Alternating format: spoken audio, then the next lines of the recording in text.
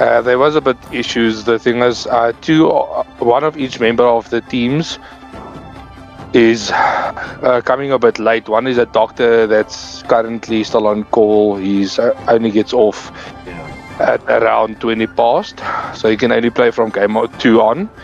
And then Nigel and them also had a problem with a player that can only play from game 2 on, so they quickly had to make an emergency sub. Okay. Well, it is what it is.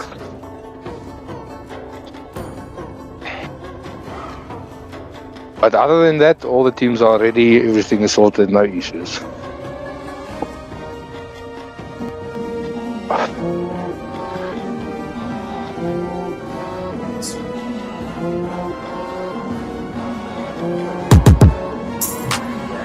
Okay.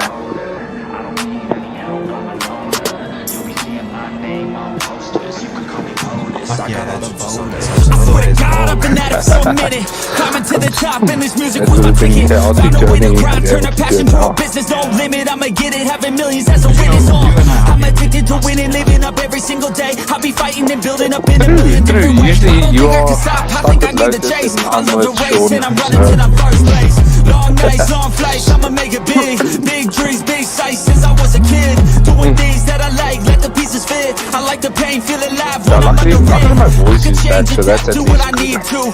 All these obstacles, they look and see through. Don't let the anger out, just let it feed you. I'll see you at the top, just let me teach you. Yeah, definitely. I don't know if you saw, but OTK got Shiro in. In the game like closer, I'll be at the top of the chain straight. Yeah, so he's only able to play from game 2 on, so he's going to swap in. And they also have Lux and Ketsuka. This is a crack. That's why Nigel was They be like, really, you got a milli from doing something silly? I'm like, chilly, I've been killing for decades now, Billy. Maybe like 7 years, but who's counting really? I just know how to turn something silly into a million. Got a lot to say, and a lot need to hear it. You don't quit today, we don't stop. No, we feel it to the top. Yeah, we change our whole world. Yeah, we steer it. Getting lost in the things that make us all worth hearing on. I'm the first one to turn up, learn stuff, but mostly I'm just in the lab getting work done. Cause the bills on the first, they still worth some. I never forget being broke, man, it hurts, son. But not as bad as not having any purpose. I took stabs, this and that, and it's working. But I still grind every day for that thirst. It's a curse being first, yeah, still gotta get my work done. Yeah, I'ma be a high roller, move forward in the battle like soldier. In the game like closer, I'll be at the top of the chain straight on. The only thing I'm missing now. Yeah, I got a different motive. I don't need any help, I'm a loner. You'll be seeing my name on posters. You can call me POTUS, I got all the voters. Oh, with like hotkeys. Yeah, but that thing's like 9 grand. That's kind of crazy. I guess your mics are on stream, eh? Oh. Maybe.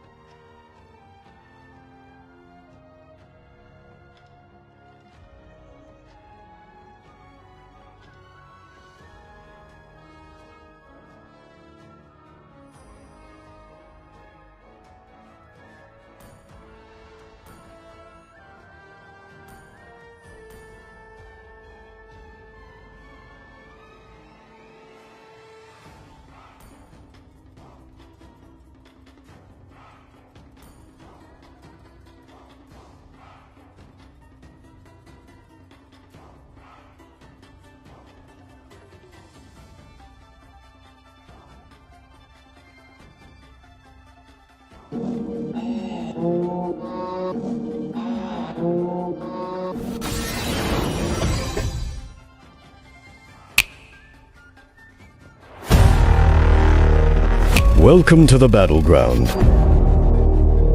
where legends are forged.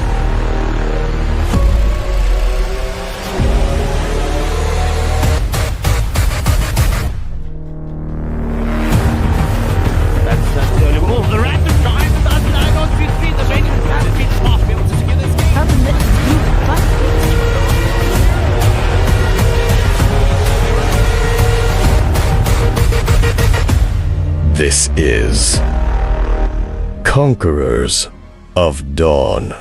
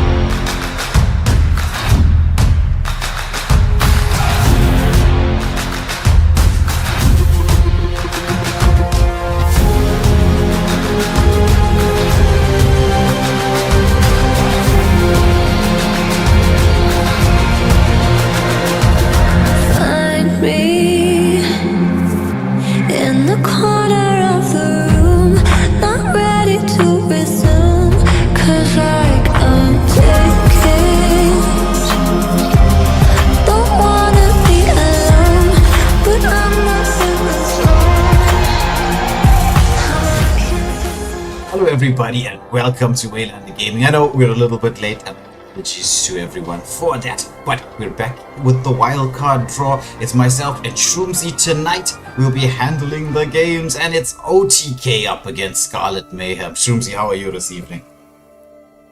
Always good, bro. It's always good. Excited to be back for once after unwanted holiday this week. I'm finally here to see some action again.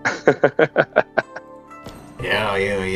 It's nice to obviously get a bit of a break from work every once in a while, but with all the stuff we do for Wildcard Gaming, we don't really get to enjoy the games all that much. I think this is me living my dream of playing games through other people when it comes to the casting. So if those of you at home, I'm sure you've heard us casting enough times, you notice how excited we kind of get, and it's not like we're faking it, right? We're genuinely just like we're waiting for that special moment, that little play, like, oh my goodness, I can't believe they did that, right? And then in the back of your mind, you're like, oh, I wish it was me. I wish it was me pressing the buttons there. But anyway, it is what it is. We're gonna head into the drafting phase now. We've got everybody ready, I think. Alright, so we can begin with the first game. This is, as I'm sure all of you know, right, this is a best of 3. So the first match in this best of 3 heading into the drafting phase right now. We've got Ketsuka from OTK with the first ban, and Shroomsy, I probably expect this to be one of those meta bans coming out right at the start. Yeah, the thing is, there is the question of the Lancelot YCS contention. That's usually the first bans. Other than that, there is still a few that is up for contention. I mean, there's still the Lapu, Uranus, Grok being the first one. I don't know how I feel about the new revamped Grok. He's doing good, but I don't think he's ban-worthy, though. Yeah. Well, there's a lot of people who've been building like the damage Grok, because you know how Grok's passive stuff works, right? He converts the damage that he deals into defense. But they've been literally one-shotting, like going absolutely wild with the Groks. So I think it's a bit of a rank trauma, shall we say. Definitely. But the thing is, with SMO being second pick, the YSS is also definitely a year that they should look at maybe banning out. I mean, we saw last night how devastating a YSS can be. So if anybody wants to know, Shroomsy is alluding to his own games here. It's like a silent pass in the back there. Thinks we don't notice it. But you're quite right. Why it says it's that the revamp to Mountain Shocker was game-breaking. Literally game-breaking. Yeah, definitely. I mean, it actually deals more damage now, and that mini stun it gives, it's just crazy. Yeah, as an initiating skill, right? Because let's think about this, right? There is no negative to this ability. So you hit the Mountain Shocker, number 1, instant global vision. You know where everybody is. So you know whether you should actually go on the person or not. That person can't really escape from you because you have that crazy mobility speed. Then you can stun them with a mini stun, do damage, go in with your passive, and then it's like any squishy is insta-kill. So, like, how do you counter an ultimate like that? I know, like, I was having a conversation with Shady a couple of days ago, like a day or two ago. He was like, yeah, the only way you can counter global vision is with other global vision, like with Zetchian. And he's right, but at the same time, like, if you think about it, look, the cooldown on Mountain Shocker versus the cooldown on Fury of the Phoenix can't really compare the two. Yeah. I mean, if you look at max levels, Mountain Shocker is 36 seconds, if I'm not mistaken, whereas your Fear of the Phoenix max level is 58. So that's 20 seconds before you have it available again. And that is a massive gap. That's a whole team fight, whole turtle, whole lord, that you don't have the ability. Yeah. Exactly. It's got quite that lengthy cooldown. But so far, I'd say in terms of bans, it's looking like the meta being removed from the equation. 1-1 has not seen the light of day in the wildcards system so far. I mean, the 1-1 is easy to counter in lane to a degree. But it's not in lane that she's the problem. The problem is as soon as she steps out of lane, especially with the sustained meta, if you don't have enough mobility, due to the meta being mobility sustained, if you don't have enough mobility, she's just free. That's free farm, free damage, free everything. And she pairs so well with a lot of the other metas and counters a lot of the other metas. So overall, great pick. Yeah. And so the reason why it's being banned out is definitely one that we can see. What do you make of Bind Crusher locking onto the Irithel first pick? Like, I'm not a fan of the Marksman first pick. Like, I would say in the second pick where Nugs and Zalan now is, you can pick up the Irithel there. It stops the preemptive Granger pick. As a first pick, it's very easy to counter in that regard. And there's the Badang Kadita already. That's a deadly combo. And with the Kadita pick as well, Zacian is out of the question. Cecilion is out of the question. A lot of their mages gets cut out. Yeah. Exactly. And with the Badang joining in here, Badang can set things up for that Kadita Rough Waves. That could be a beautiful combo coming in. Definitely. And it also sort of counters the Irithel. So if she already used that heavy crossbow ultimate of hers, and she doesn't have the jump available, Badang's stun will just delete her instantly, stun her up for 2 seconds, and then that's taken down. Chimpa going with a Xavier. I feel like Xavier is currently a very 50-50 hero. Does a lot in team fights, not a lot of damage early game. So not a meta pick, but not a bad pick though. Yeah. It's especially considering, right, the Hayabusa's been removed from the equation, and not many people on our server are very good fannies or lings. Like, there is a decent number, right? But it's not that many. So you need the backline dive to try to deal with a Xavier. Like Fanny is currently very broken, but you have to be a cracked player. And South Africa doesn't have a lot of those in the Fanny. Ling, I'm not liking a Ling in the current meta. He just takes too long to come online, and by that time the enemy is already gaining an advantage. And this Bane pick, this is an interesting pick. I have a lot of love-hate relationships with the Bane. Yeah, very good at securing neutral objectives, but not the. I mean, I wouldn't say a top-tier jungler, but they have removed like a lot of the top-tier junglers. I mean, me personally, right? I love a Ling. I'm a Ling main. I've got like. I can't even tell you how many games on Ling. I kind of love that hero. I even made a video on how to do the 5-sword dash. Because like most people know the 4-sword one, there's actually a 5-sword dash. I mean, there's only 4 swords, right? But you can add an extra 5th dash into the whole equation if you know how to time how you pick up the swords. But I 100% agree with you. Ling is no longer in the meta. He can be used situational because his skills make it such that he is extremely hard to counter. In the sense that he can split push like crazy.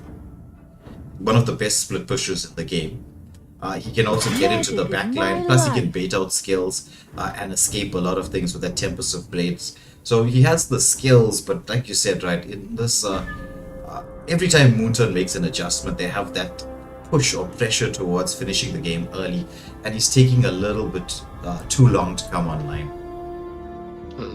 The thing I like is currently with the adjustments they are currently making, and in the next patch actually, they are slowing down the game extremely fast. So there's another nerf coming to junglers, and the jungles is going to be not as hard carry early game, and there's a buff to roamers in the early game. So the whole meta is once again going to shift in the next patch, and the whole attention is going away from the gold lane. Gold lane's getting a nerf, and jungle's getting a nerf. So it's going to be mage roam XP. I actually might suspect, based on some of the proposed changes, we might be living in, and I haven't been seeing this for a longer while, mid lane meta. And this might be a very controversial opinion, but damage roam, like a Saber roam, Natalia roam, it's not a good pick, but damage roams might be coming in again with his roam buff as well. So that will be once again a complete meta shift. Like I would love to see Khalid, because Khalid does damage. So then you just build Khalid damage on the roam. I think that might be deadly in the new patch, but it all depends on if they're going to carry that over or not. Yeah. Because the advanced server updates is not really, a thing. But I'm just looking at the final bans, right? Very, very heavy meta bans. The picks as well. I mean, some unconventional picks. Island here looking for that Ling. Island on the Ling is extremely deadly. We were having a talk about the skills of how a Ling works. But Ling used to be one of the hard counters to Hayabusa, to Hanzo. The Hanzo, right, is not a pick I'm too happy with. I know he has a place and time, but it's like he's got to get into the mix. He's got to build his stacks up, because his damage comes from that second skill, and if you don't get your stacks up on that second skill, it negates a large amount of the damage. Yeah, it's like the most of the damage he's dishing out is not gonna be there. Yeah, and I mean, picking a Hanzo into already pick Xavier and leaving yourself open for another counter. That's 2 counters with a Ling and a Xavier. So overall, this Hanzo's not going to have a good time. I mean, overall, Ling has to stay safe because there is a Gato and a Batang as well as Kadita. So if he doesn't play well, he's going to get bursted. But the final pick from OTK being the Akai. Yeah. So Akai, maybe to try and disrupt some of the skills. I'm assuming, because Akai is not the easiest hero in the world. Though I do know OTK, they love to pick up Akai. Akai is one of their favorite heroes, so possibly a bit of a comfort pick in there. But feel me locking onto that. So I'm liking Gato into this lineup. Can deal with the Xavier quite nicely. I'm assuming that's going to be Gato's main target. Yeah, because I mean, the Irithel is very slippery, so if he can get it taunt onto Irithel, that's going to be deadly. And it seems like Irithel is rocking a flicker, something you don't see often. So without that sprint, Gato is actually the perfect pick into this Irithel. Yeah. I agree that once he gets in there, lands that taunt. As the final pick, Taste Me. Interesting names here. Touch me, take me, please me, feel me, taste me. Isn't that like words from a song or something? Yeah, I believe it is. Though I don't know the song, but I believe someone told me it is a song. I think it's from 50 Cent. One of the 50 Cent songs. Sounds like something you would say. Which is true. Yeah, but into the game we go. We've had our say about what we think is going to happen. It's all about what the players are going to do, how they're going to execute this particular draft.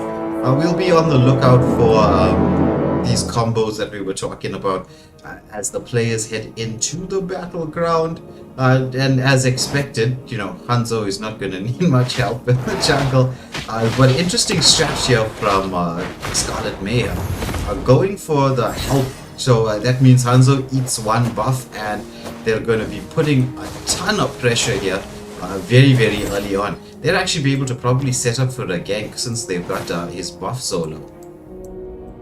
And the thing is, Ling's early game farming is not the best, so they definitely have the ability to counter here. But they, of course, have to watch out for this sustainability and long-range poke coming out from this Xavier-Kai combo. And it looks like Hanzo making a full rotation to the gold lane. So there will be no contention onto Ling's buffs. It's just a safe farm, and I don't think you will be able to much gank a Bane, because he's quite slippery. Yeah, that extra movement speed and a bit of sustain from his second skill. But we'll actually have to take a look whether this is going to be magic damage or physical damage Bane. That's the thing. It looks like magic damage because he has the arcane boots.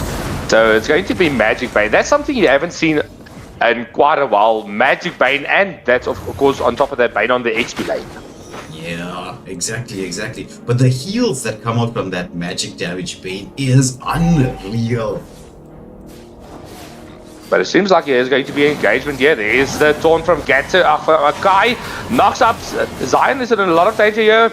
Feel Me will be the first one to fall with the Tempest of Blades, and that's a full exchange. But the engagement here continues. There's a Hanzo also gets taken down. I mean, that's the thing. With a Hanzo, you need to position very well. If you position too much in the front line, as soon as they burst you, you're just dead. Yeah. And that's the thing about a Ling, right? He's got that engagement ability. Like, you can see he went in very, very dangerously, was low. But the Tempest of Blades is a bit of a rescue. With this Bane sustaining and pushing back the Badang is going to have to recall, though everyone was kind of low. But this does create the space that OTK needed just to get the Ling's health back up and running once more, and well, pull the turtle to their side, get something set. Ling wants to go for that blue buff before the engagement. I myself would do the same thing, not because you need the blue buff, but because you're up against a Hanzo. So I'd be thinking, look, Hanzo cannot start the turtle on his own because his blood bar is gonna run out too fast. So he has to start it in his human form. That's dangerous. So you have time to clear your jungle and farm, get that nice level actually advantage here. There's the engagement.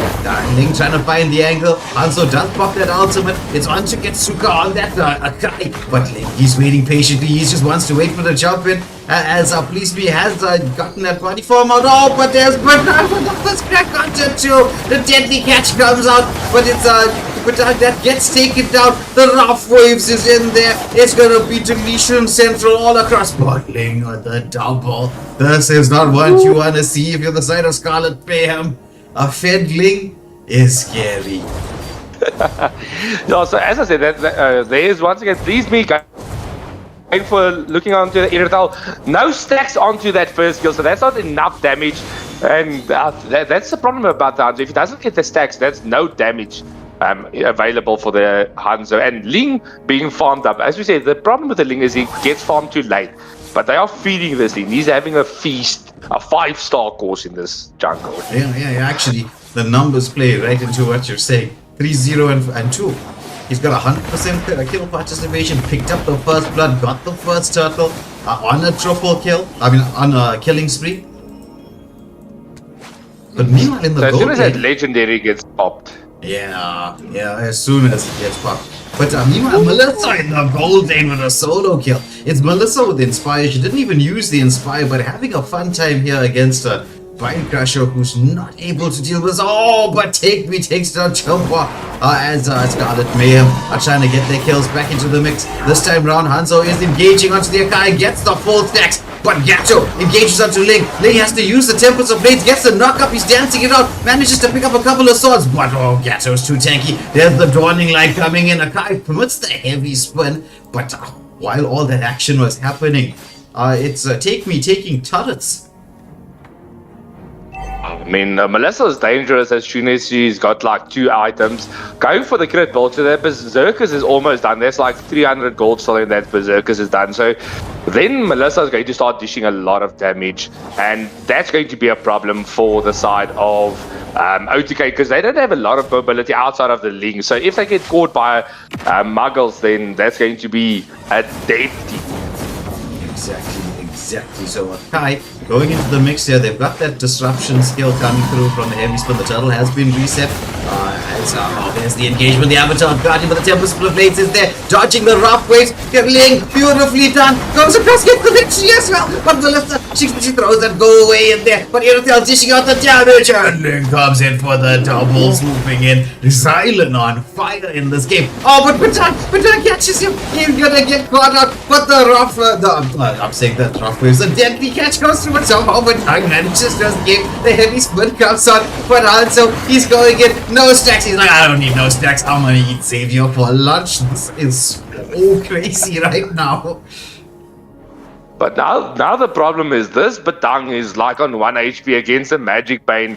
I don't think this is the bravest, best decision he can make. Oh! 1 HP escapes. Oh, bro.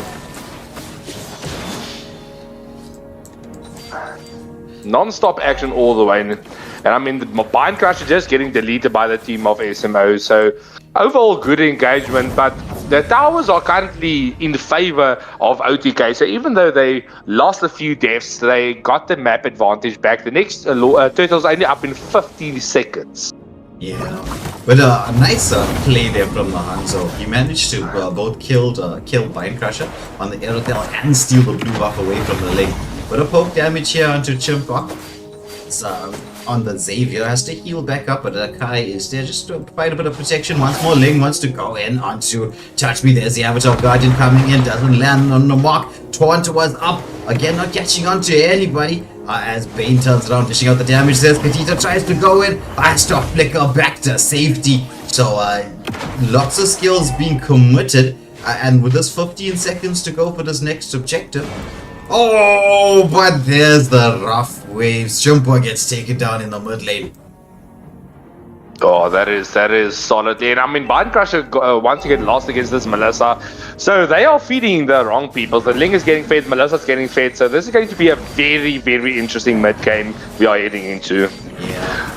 But if Melissa gets fed, right, there's not much Ling can do it because of that go away. It just disrupts the Tempest of Blades. Attack speed coming out from this Hanzo. He built up his stacks. He wants to go in. There's the Tempest of Blades coming out. But Hanzo in that... oh my goodness, his body came in. The heavy spin came out as there's... oh, look at that from the link. He waited on everything. Oh my goodness. Oh my goodness. If that was a clippable moment. I'm not going to lie. Oh, Silent is on. Bro, he went back... Yeah. He went back for his swords he left behind. That is some plays coming out from this Ling, and oh, crazy. Yeah, you know, this is the thing about these high skill heroes, Stanny the Lings, right? When you know how to play them, they make for some excellent footage. I mean, they're high skilled for a reason. As you see, there's Ling trying to get in onto this Hanzo. Hanzo still has the demon form, goes in onto the Akai, but Akai has the heavy spin. Ling gets caught out in the back line. That's where the go away comes into play. Dawning Light from the Savior, but Melissa turning it around, dishing out the damage, trying to chase Akai, but the shield coming in just clutch in time. Oh, but Batang seizing up, get the first back onto the wall, but Bane has the heal. Is he going to be able to do this? This is a real battle. Oh my goodness, it's going to be Hanzo coming in there. Should we get the finish off as Aerotel gets the Badang taken out, so it's XP lane for XP lane trade. Mid lane wave is being pressured up here. I think it should fall. Melissa has the damage output, is kneeling onto the tower. Once more, the Dawning Light is in there, but just not enough damage. And mid lane turret being taken down. This is going to open the map up for SMO. Definitely. I mean, so they did lose the map advantage early game, but what a comeback there coming from the team. But this Gato doing a very good job just scouting out the enemy. If they can get a pick off onto Bind Crusher with a Lord being up, that's going to be a game changer. They need to get a pick off because they can't contest as much with the Ling. But there's the Hanzo in the demon form, but that's the fast fingers from Ling. Just gets away back to safety and goes for the blue buff. Yeah, but that was a bit of space. I'd be saying, right, team start the Lord, because without the demon form and having Hanzo in the bot lane, that gives you a little bit of an advantage. That's what they're thinking right now. So heavy spin being committed from Tetsuka, but she's taking so much damage. There's the Avatar Guardian onto the link, but he still has that Tempest of Blades. He uses it, he knocks it. Who gets the Lord? It's going to be Bind Crusher who manages to seal the deal. Melissa dishing out the damage, but a stun coming in from a guy, setting up as they take down one. But it's a 2-for-1 exchange with the Lord on the side of OTK. I'd say they would have the better of the exchange, considering Bane managed to take a tier 2 turret down. Oh, definitely. They lost a tier 2 in the mid lane, but this is going to be very hard. There's a Hanzo with a full stacks onto Bind Crusher, and that's a secured kill. So that death on Bind Crusher is going to be very hard for them to get any advantage from this Lord. Yeah, exactly. Oh, the deadly catch being used defensively here, as Kadita has to disengage. But meanwhile, now Hanzo turns around, re-engages, and takes down yet another kill. He's having a very nice time, please me on that Hanzo. Oh, this is a very, very interesting game. I mean, there's back and forth engagements, back and forth takedowns, so this is going to be a very, very interesting late game. There's Ling onto Badang, but meanwhile, Ketsuka in the mid lane in a lot of danger. Hanzo is in. Flicker comes down. Bind Crusher just secures the defense. Kai not falling, but meanwhile, Ling will get, I think that. Oh, what a knockback from Touch Me. Yeah, beautiful stun. Oh, but Bind Crusher, he's starting to dish out the damage. The Revitalize comes through there, has to flicker back. But Hanzo into the mix. There's the first crack in here. They're trying to survive through all of this. Oh, Hanzo, he does manage to, but look at the Ling into the backline. Timed it very, very nicely. Can he go into the Khadita? Doesn't have the Tempest of Blades available. So I think he's going to opt against doing that. Meanwhile, Melissa gets the lane pushed in. This is a 50-50 kind of game.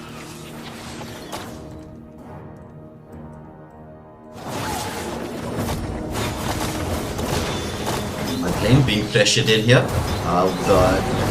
Oh, look at the deadly catch, amount of damage. There's the rough waves coming through, but deleted before she can press the button. Melissa throws out that Tweedle doll as it's going to be Ghetto into the mix. But once more, it's Xavier Ling and the NFL dishing out the damage. They're sticking together. Oh, but even with that go away from the Melissa, she gets deleted. This is space being created here from the side of OTK. But please me, he's got enough stack. He wants to go to somebody. He's trying to get it onto the guy. Will he take the guy out? Yes, he does.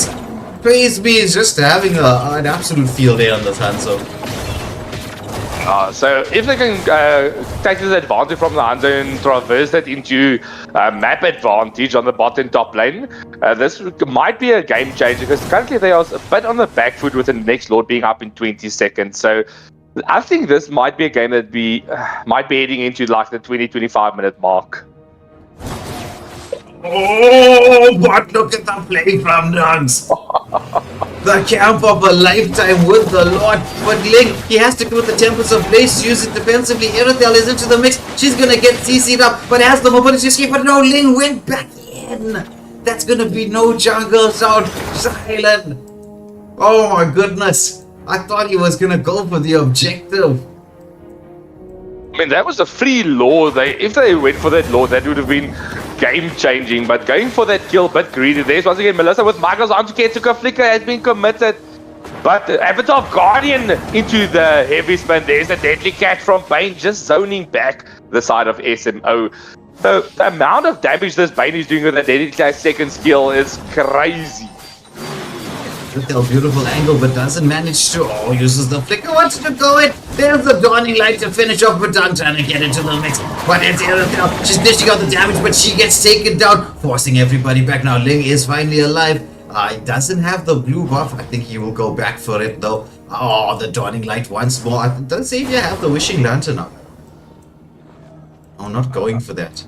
Not yet. He's going to looks like Lightning Thrash next. Yeah, actually I would be going for that Wishing Lantern. It allows you for like a little bit more safety plays, and you can. Oh my goodness, that's an instant delete. That Wishing Lantern would also sort of secure the kills onto the Hanzo. Definitely. I mean, if the sniper's on point, that's one of the weaknesses of the Hanzo. He's very susceptible after he gets back to his body. So that's a Lord secured for the side of OTK, and how things are looking, there's a lot of towers that might be falling here. I think there's at least 2 inhibitors that's going to drop. Yeah, it's all going to come down to wave management right now. That's the name of the game, though. Xavier is pushing in this mid lane. So the waves won't sync up 100% evenly, but I suppose they are waiting for the second wave in the mid lane because there's a tier 2 turret.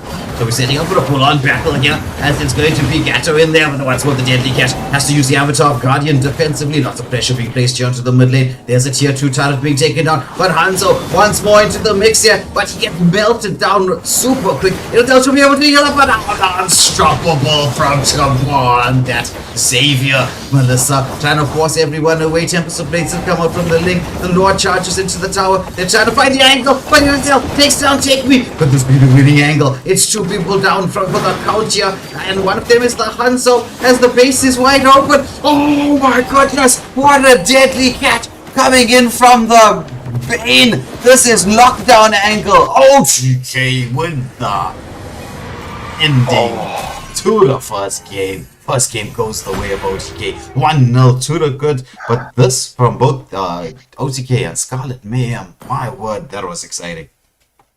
Oh, bro, the game's a blaze. That Bane. Like, I was iffy about the Bane in the XP lane, but the amount of damage, like that final kill, Melissa popped the Wind of Nature to stay safe from the Erathon, then just full health, gone. Deadly catch, one shot kill. Yeah, exactly. That was just, my word. That's the thing about the magic damage, right?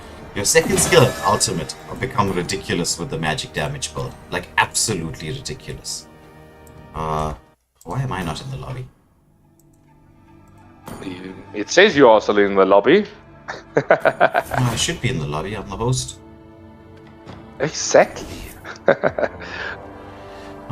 So it might be just that glitch on MLBB side. Yeah. Okay, let me just okay, you're already, it says I'm already in the lobby. I just needed to what I'll do is let me restart this game. This thing is just doing its own weird stuff. Doesn't want to let me come back into the lobby. What nonsense is that? He's seeing the slaughter that's about to come. Yeah. This is one of those games where you kind of get the feeling it might head off all the way into a third match. You just might. Yeah, it all comes down to that. I mean, overall, both teams played very well. It's just that one engagement there on the end game that went solidly in the favor of O2K. But other than that, the game was actually very, very balanced up until this final law, that one mistake that was made. It doesn't allow me to enter the lobby.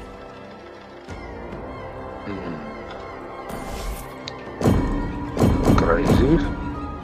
Maybe just, maybe we need to remake the lobby, maybe? Yeah. But I won't be able to close it. That's the thing.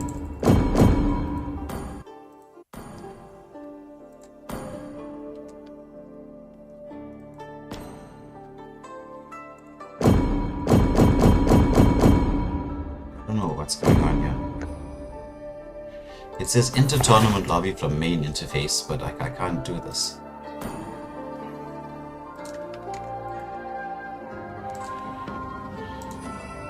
Interesting. Do you have a lobby ID there? There's no lobby ID now. Yo, what's happening? Yeah, I even closed and restarted the game. It's still doing the same thing.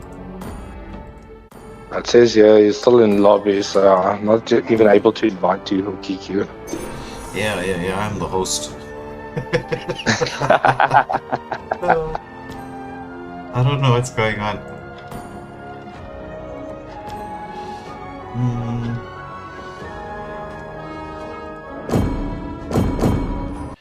Unless...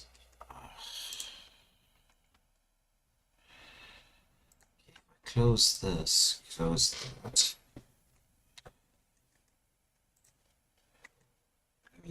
Let me see, right? There might be a way. Hopefully this works. If not, I'll see if I can join on my phone and then get it sorted out from there. Let me try and do that. And then once I can reset, then I can get back on the PC. Apologies to everybody, right? Sorry, I'm just having a little bit of technical difficulty.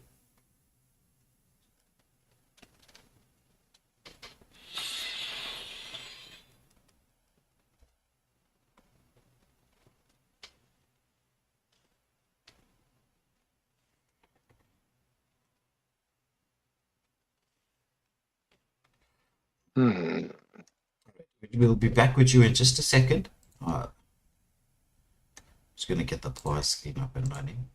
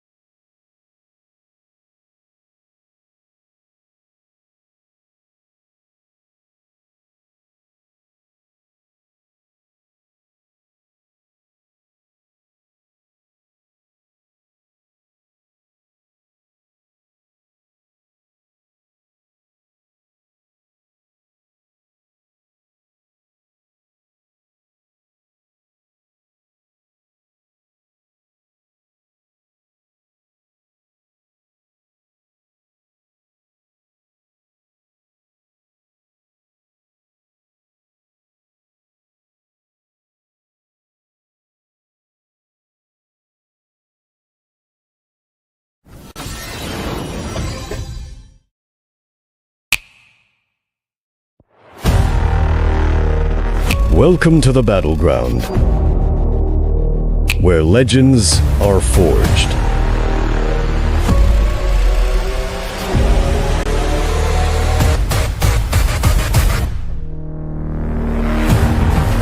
That's the early move. The random drive does line on 15. The main has been fast. Be able to secure this game.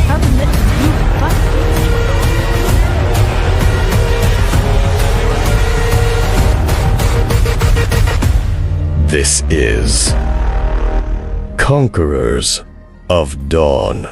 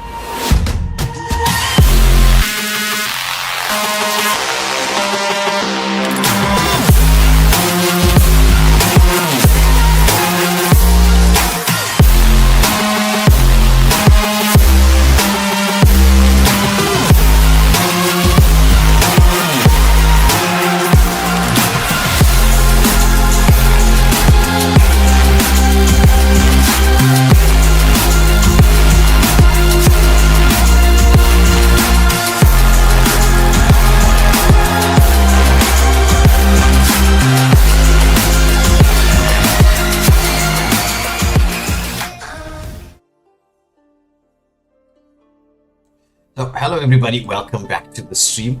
We just had a little bit of a technical glitch. I don't know what was happening there. Tournament lobby didn't want us to tournament. And so, but we managed to get everything sorted out. We'll just wait for the referees to join us very quickly. We need, who are we missing? Lotus. She's in the drop down. She's scared and hiding. She's blushing there in the bottom section. Okay, I see. I see. Alright. So we've got everybody ready. We'll just let the captains know that we're about to start now.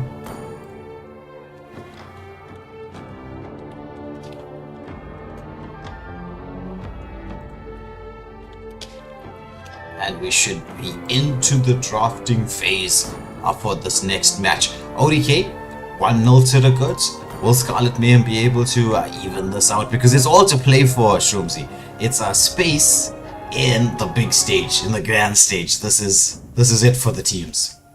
I mean, you're either gonna get into Conquerors of Dawn, the main stage, or get to compete, or it's curtains for you.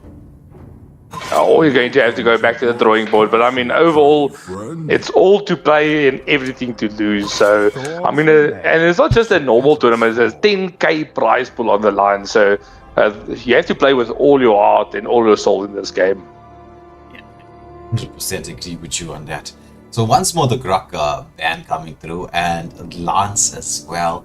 I think this time around we will see the side of OTK probably get some of those meta picks out of the equation. They had a very unconventional draft, but it worked for them. I think the biggest problem in the opponent's draft for them in SMO was the Melissa. The Melissa was a big problem. As soon as they shut it down, it was game changing. So I don't know if they maybe look at that for the second phase bans. Yeah. Okay, so looks like we have a bit of a pause. I think it might be some lag issues here, but we'll find out very shortly what's happening with that. But in the meantime, like in terms of the drafting and stuff that we're doing, notice someone lagged out. I can't hear her. That was a good chat, Lotus.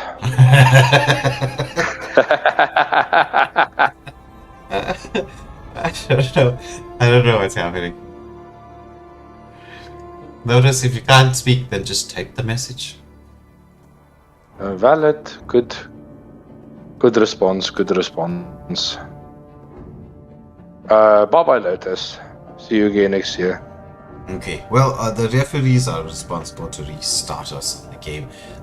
Though, like I will say that it's just maybe something to do with the I'm hoping it's not the servers or anything that's causing a bit of chaos and problems. But hopefully we should be able to get that image this resolved. But I will say, right, that having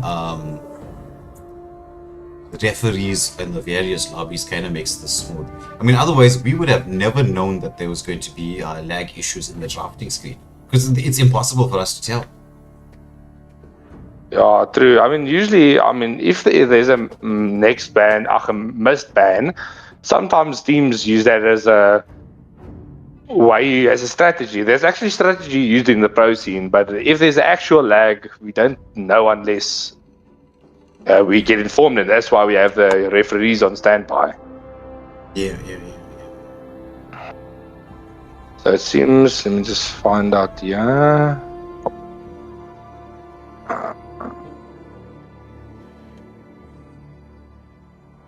Okay, so it seems there was a bit of an issue with the lag. Alright, let's see if that has been sorted out. I think. Alright, let's restart this lobby and see if it works, right? This time around.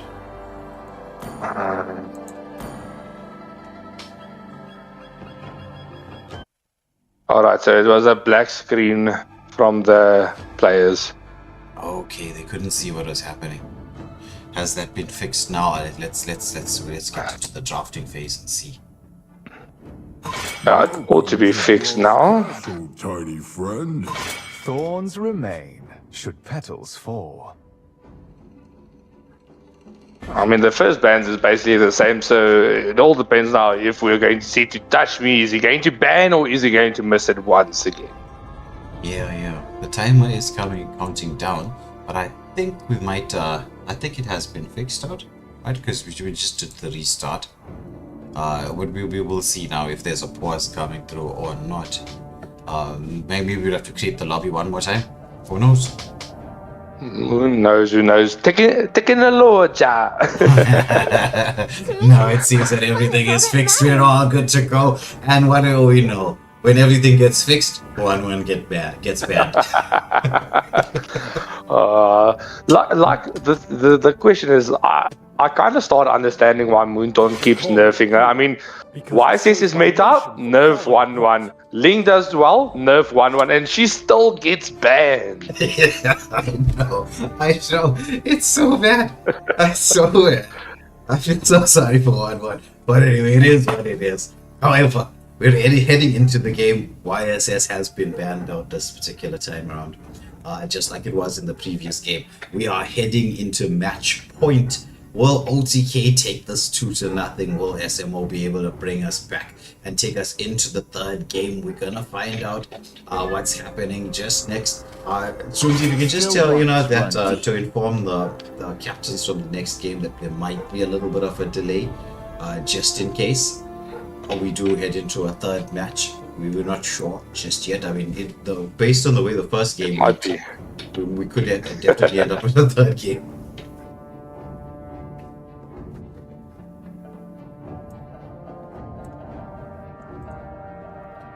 So the Ling this time being removed from the equation, that's definitely a respect ban coming from the side of SMO Hayabusa. So it's continuing with the jungle ban theme here. It's 3-4 junglers in total being removed from the equation. So first pick, it's Please Me, who was the jungler for the side of SMO in the previous game. Will he go for the Hanzo pick once more? I don't think anybody wants to first pick a Hanzo. There's way too many counters to first pick Hanzo. There's still a lot of picks left. The thing is, my favorite pick, Xbox is still open. Uranus is left there in the dust. Maybe we'll see a Farza Zeshan. I would really like to pick up the Zeshan for the side of SMO. If they can use that global vision to their advantage, it might be a good one. Yeah. As Beanie's is saying that she likes the new dress code that we introduced for the Conquerors. We're going a bit more, formalish. Looking smart, looking good, sounding good. Yeah. So take me Lux onto Farsa as a first pick. Farsa, one of the strongest mages. Personally, I'm not a fan of going mage first pick, but if it's a Farsa, she's not so easy to counter. There is some counters. I would expect to see a Kadita pick coming through from maybe the side of OTK, but they opt from going for the hard counter and decide to pick up the Zetian. So currently Zeshan Farsa it's a skill matchup like a Lancelot versus YSS. So Zeshan does do a bit better against the Farsa, but that's all skilled matchup. If the Zeshan can outplay the Farsa, if the Farsa outplays the Zeshan, it all depends on who mispresses something, who misses a skill, and they get taken down first. Before the might of Taurus. Exactly. It comes down to that, the timing of it all. But the Minnow combo with the Farsa could be quite good. Well, Brody to deal with the Aerothel. Brody is one of the harder marksmen to deal with in lane. I mean, he has a lot of range and it pairs very well against Aerothel's mobility range.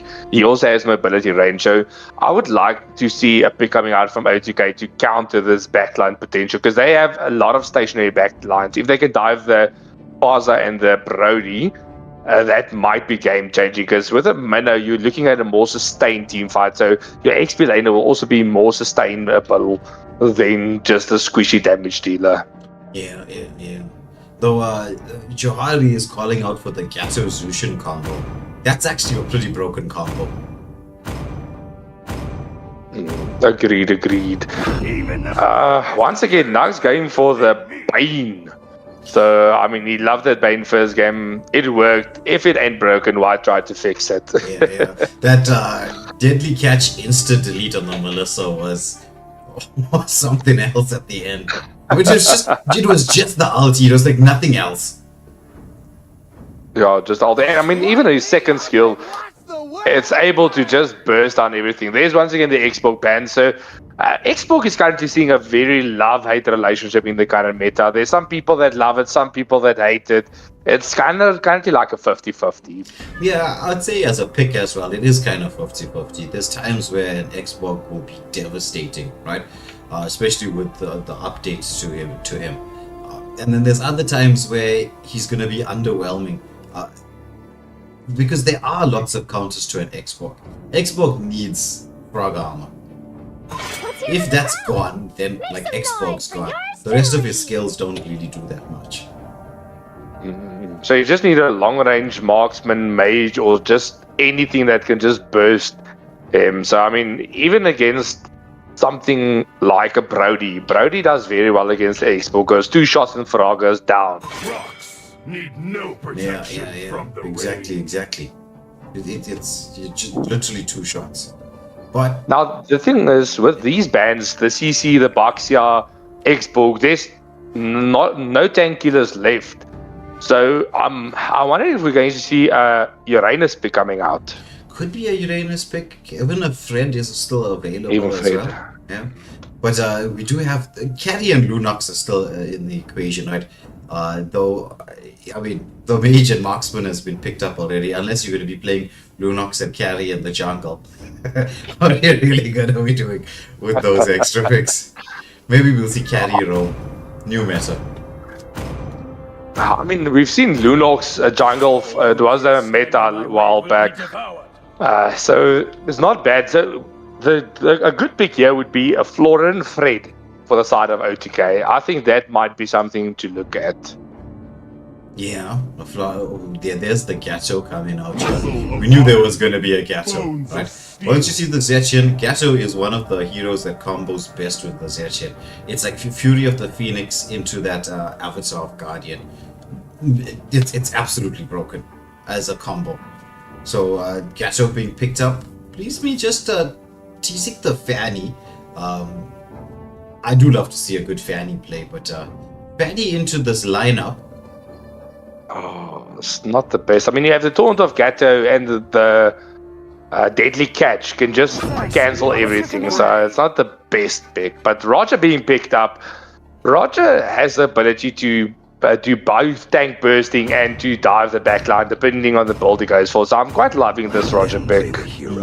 Roger is one of, when I used to play this game, it was one of my favorite picks to play. What was a Roger? Because at the time, he was just very much in the meta. Because we were in more of a tanky-ish lineup, and he just got that buff to his human form basic attack where it does HP-based damage. So Roger always has a place in up against tankier heroes, though it depends. Like he's very situational.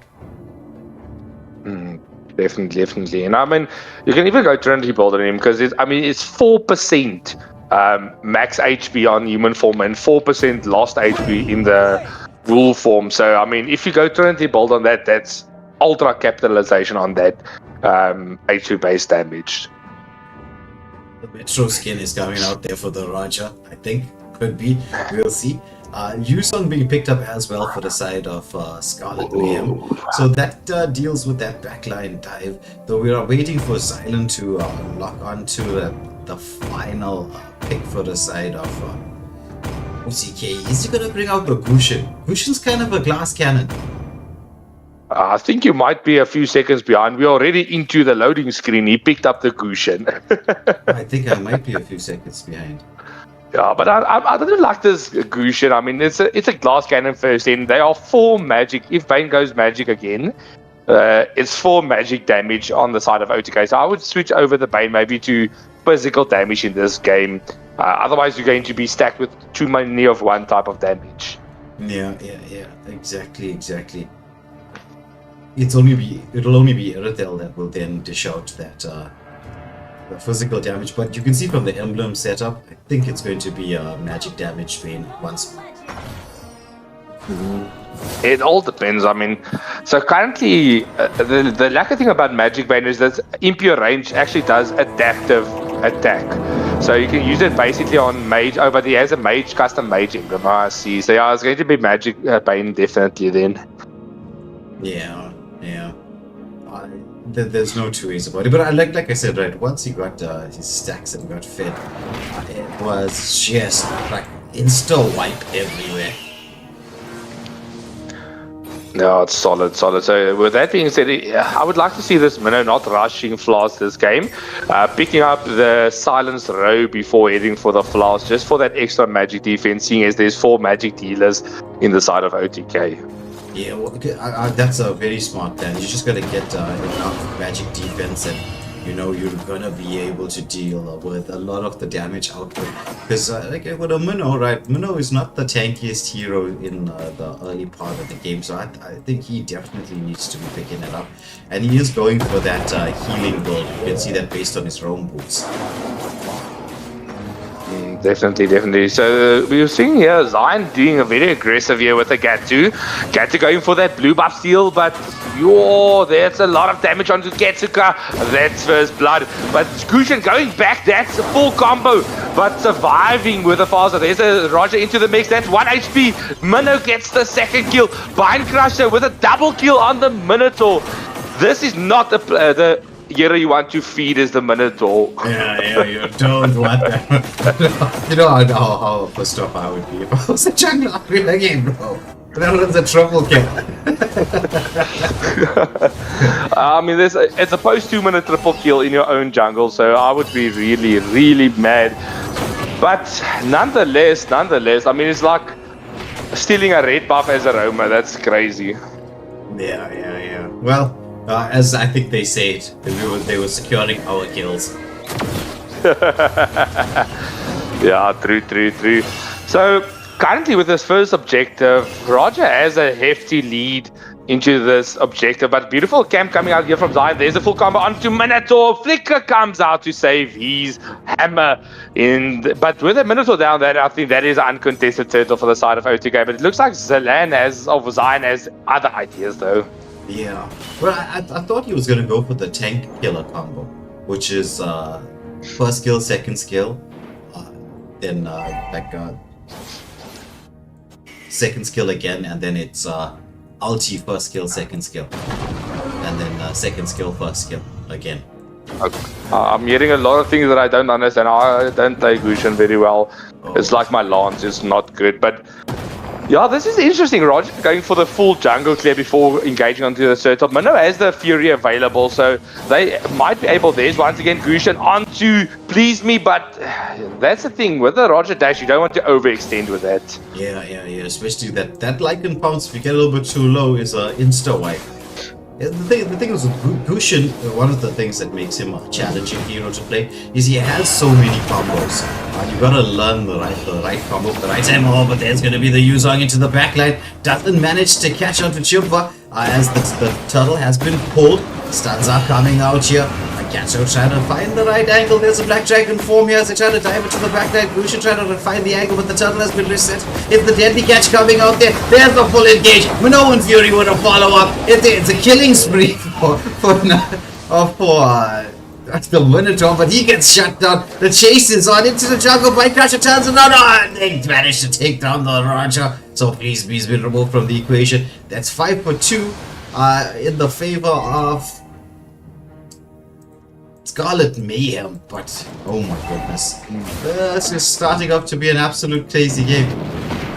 I think there was a bit of lack of communication coming out there from the team, because I mean Roger went for the kills, everyone is low. If the Faza or even the Roger just helped in that engage, they would have definitely gotten another 2 kills onto the board.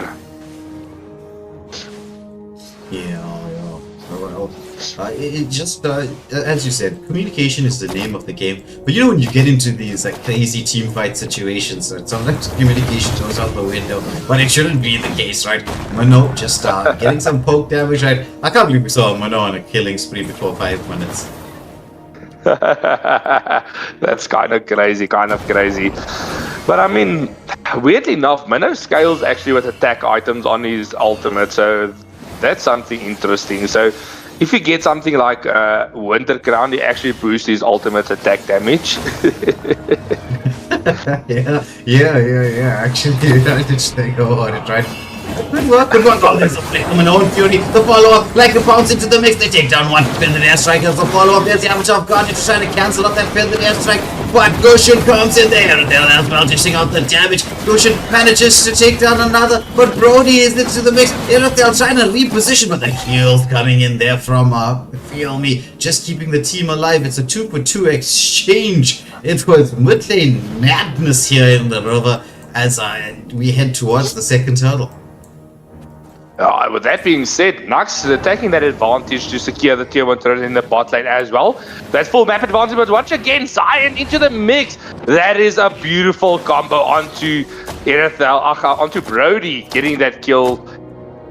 And the next turtle of the match is spawning up. Yeah, we saw that combo that you saw there. That's the tank killer combo. That's the one you use when you're trying to kill tanks. But it works when you're dealing with a Brody because Brody has that stun. Yeah, it's very, very interesting. So, with this being said, SMO currently struggling against this turtle. The Zion is not in position yet, so they have the ability to take this turtle if they hurry up, but it's now or never. Yeah, remember the deadly catch is still available. As Silent is going for the steal. There's the out of Guardian coming up. Mano and Fury off the mark. It's going to be Kitsuka with that vengeance being popped. They'll make a rotation as Roger does take down Kitsuka. But that's the torn apart memory coming through, taking down Brine Crusher as well. With that play, the steal, I think that again a little bit of miscommunication in terms of what they want to do. The jungle invade is on Silent, trying to protect this to do something, but he's going to get engaged upon. The Lycan pounces into the mix, but mobility from Gushin to back away.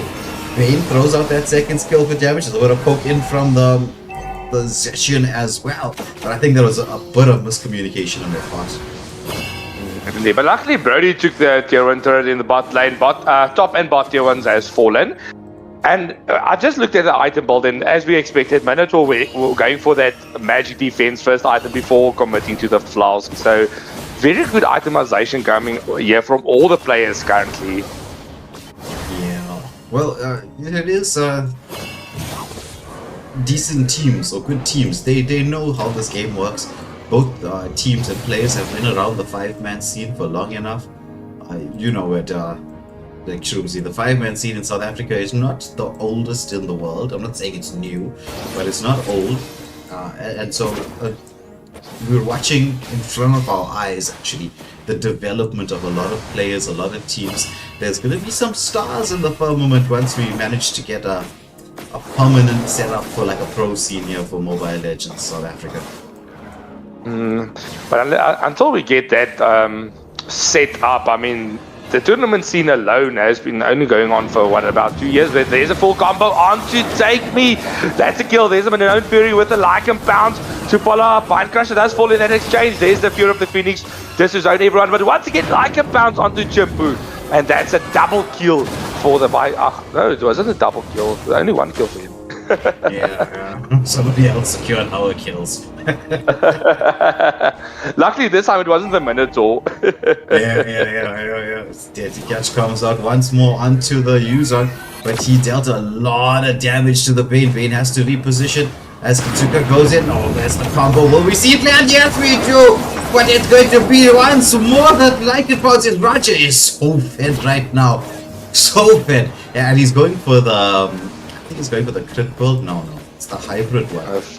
The hybrid fighter build. So he's going for Endless Battle, might be going into Brute Force or then Malefic Gun. Aquaders, sorry. Yeah. The Endless Battle will be the next item. Does help a little bit with the mana management because Raja is a little bit mana heavy. I'm not saying like it's crazy mana heavy, but Oh, there's the feathered airstrike. Oh, see that? They're not even needing the torn apart memory. They take down the Gatto. They're just blown up, and the mid lane turret as well. And so with the free lord that they managed to secure, Scarlet Mayhem could be taking us into the third game. Definitely. This is a complete turnaround. I mean, they're currently beckoning. They have a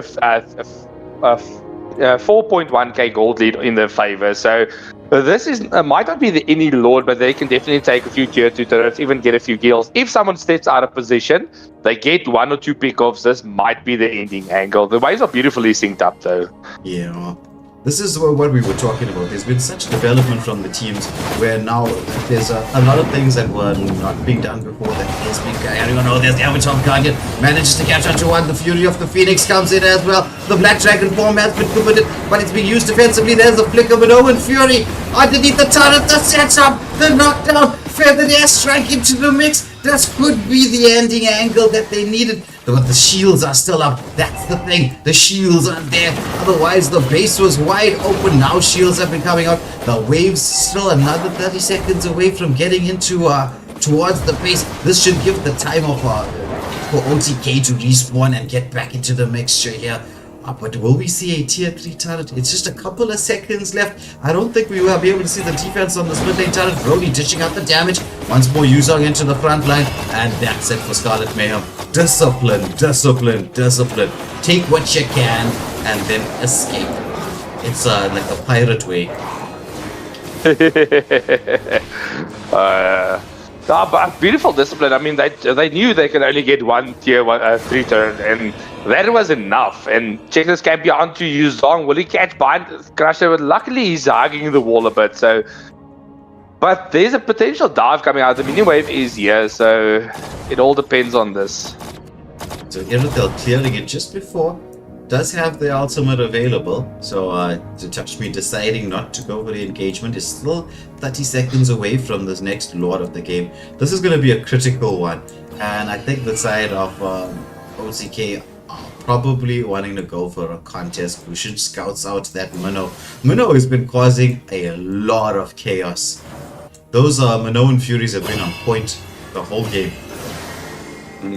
Definitely. I mean, they are bunching up a lot, but and get caught out in response. So the counter engage also with the follow-up being very good in their favor. But I think OTK definitely need to contest this. They can't leave the Lord. This is an ending angle for the side of SMO. Yeah, those Lords been taken down so fast. But especially with the Farsa and Minnow around, it's so difficult to contest.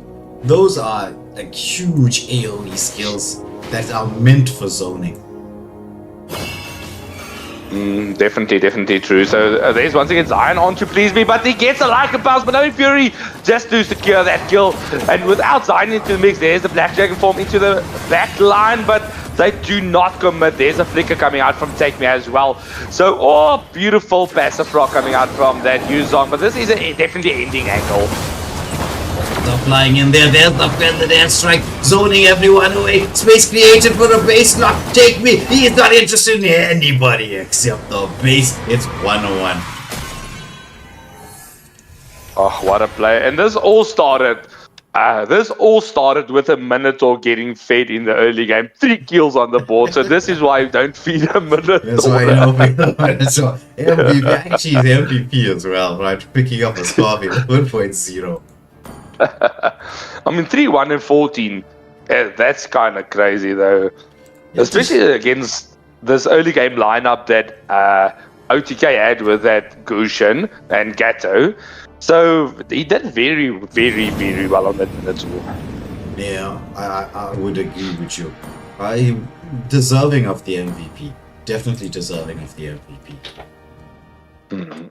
Alright, so let's just check if everyone's ready. We'll get into the third game now. Oh, what a match. And it is, as we stated, this is definitely going to go into game 3. We knew this from the start. I mean, these are 2 very, very competent teams.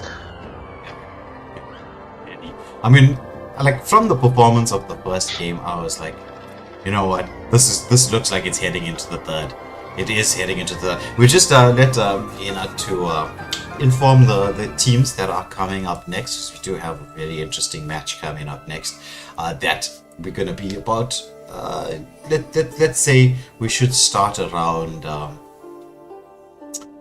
15 minutes late for them in the next game. So it seems like there is an issue with one of the players of OTK. They're going to make a sub in, it looks like, from their side. So we might be seeing a new face here into the third game. Yeah. Okay. Ooh, Shiro. Oh, Oh, snap. Shiro is an OTK now. oh, interesting. But now, is Chimpa going to go roam then? Well, we'll have to see what they do in terms of positional swaps and things like that. That's quite interesting. Looks like, well, so, you know, we were hearing some messages in the atmosphere, shall we say, in the community as to what was going on with certain squads and what was happening. So, we're gonna definitely watch the space. I always maintain this, right? Mobile Legends Southern Africa. For South Africa, Namibia, Botswana, Mozambique, Madagascar, and Mauritius, and, you know, pretty much all of us in this region. It's like a soap opera. I'm not gonna lie. It's like an actual soap opera. What goes on with the squads and everything in the background. You hear a message or two here, you're like, oh my goodness, what's happening? Squads disbanding, reforming, player swaps left, right, and center. Oh, this is solid 7 the line. There's no other way to describe it. So we're just waiting for our final referee to come back. And then we can head into the match. But, oh, this is going to be an interesting game 3. So now with the draft changes they made on the side of Scarlet Mayhem, taking out the Danzo, facing a more team fight orientated lineup, I think that did combo very well for them. So I would like to see them take the same strategy into the third game and maybe look to punish Zion on the early game, because he's the hard carry on these jungle assassins. Yeah, exactly. It was, I'll say Gushin wasn't the best pick into this particular lineup. If it was a different kind of a jungler, it could have been able to do a little bit more, especially in that early game, because they went for an aggressive early gameplay. And Gushin's not an early game jungler. Needs a couple of items, but needs level 4 to get the full combo off, because without that full combo on level 4, his damage output's not the best. And Roger, like, I mean, doing an early jungle engagement or invade against a Roger doesn't even need level 3. Roger could be level 2, he's got all the skills available. True. And I mean, especially with that, you saw Zion going for the small buff invade, Gatu went for the blue buff. So I think this was, once again, a little bit of miscommunication on where the invade should be and where the attention should go on for. Mm-hmm. Alright, so Tiora just went to verify that the sub is a registered sub. So for those of you tuning at home, right, we kind of a little bit strict with the rules. So we have players, we have subs, everything has to be verified. Even when you're making substitutions, it has to be a verified sub. But anyway, we're going to, all of the checks have been done. We're starting now, we'll be heading into the game, and this is game number 3.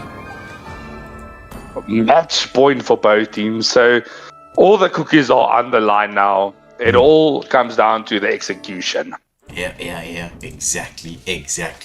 Who's gonna win this? Well, even the viewers are like kind of split. It's 51% in the favor of OTK, 49% in the favor of Scarlet Mayhem. Even the viewers are like, oh, you know what?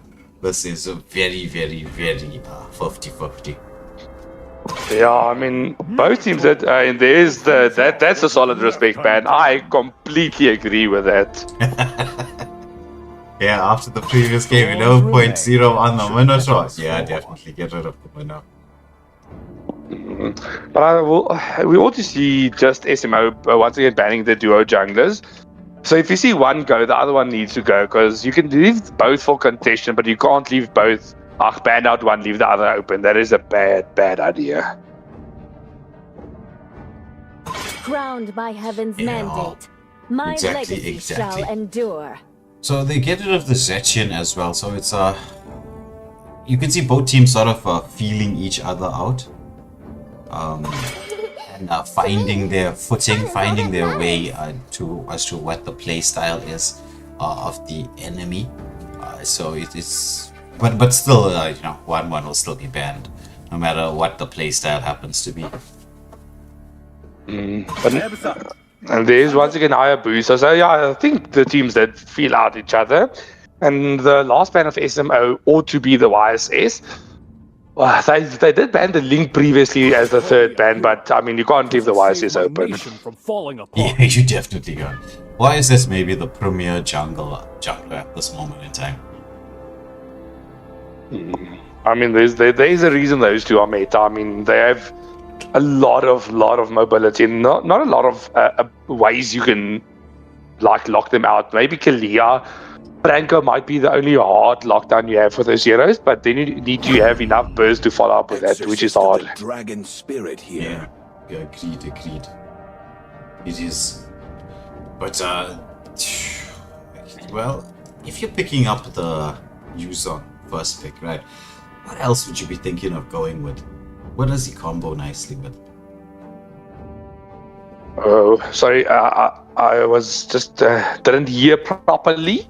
Oh, I was saying that you're hoping for the Yuzong first pick, right? There are obvious counters to the Yuzong in the XP lane, but what would you be thinking of working with or picking with that Yuzong? What combos nicely? Maybe a Badang on the roam? Badang on the roam is a good idea, but there's a lot of options as well. But it seems like they're going for the duo of the Sicilian Carmela, which does pay really well. They have the ability to burst the front line, and they just leave Yuzong to go tickle the back line and take me. So it's an interesting combo, but this Grok being picked up, it's a beautiful flex pick coming out from SMO. Can either go XP damage Grok or even roam Grok. Yeah, exactly. Though I prefer Grok on the roam position. He can utilize the walls very, very well.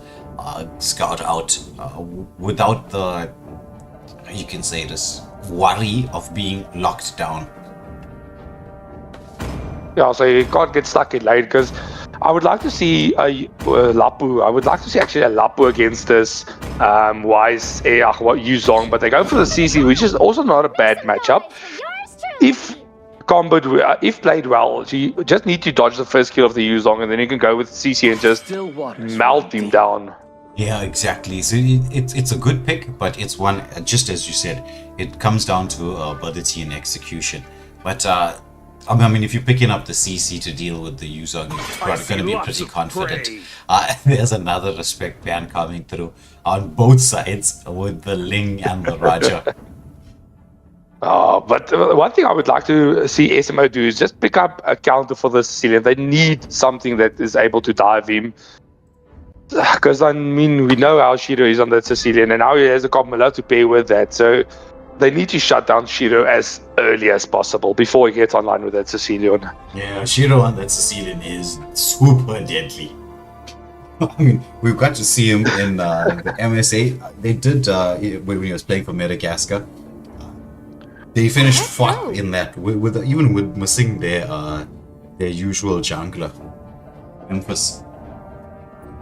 So they still the solid lane. I mean, when we played against them, I played against Shiro a lot in rank, and that's one hero you don't want to leave in his claws, is that Sicilian. But if you have something that can pair very well with against the Sicilian, that is something you can look into. But currently, I'm not seeing anything. Maybe the Grok, if he can get the combos ready. But with that Irithel being left out, that cuts out Bind Crusher. So I think we might, a Granger or would be the correct pick here.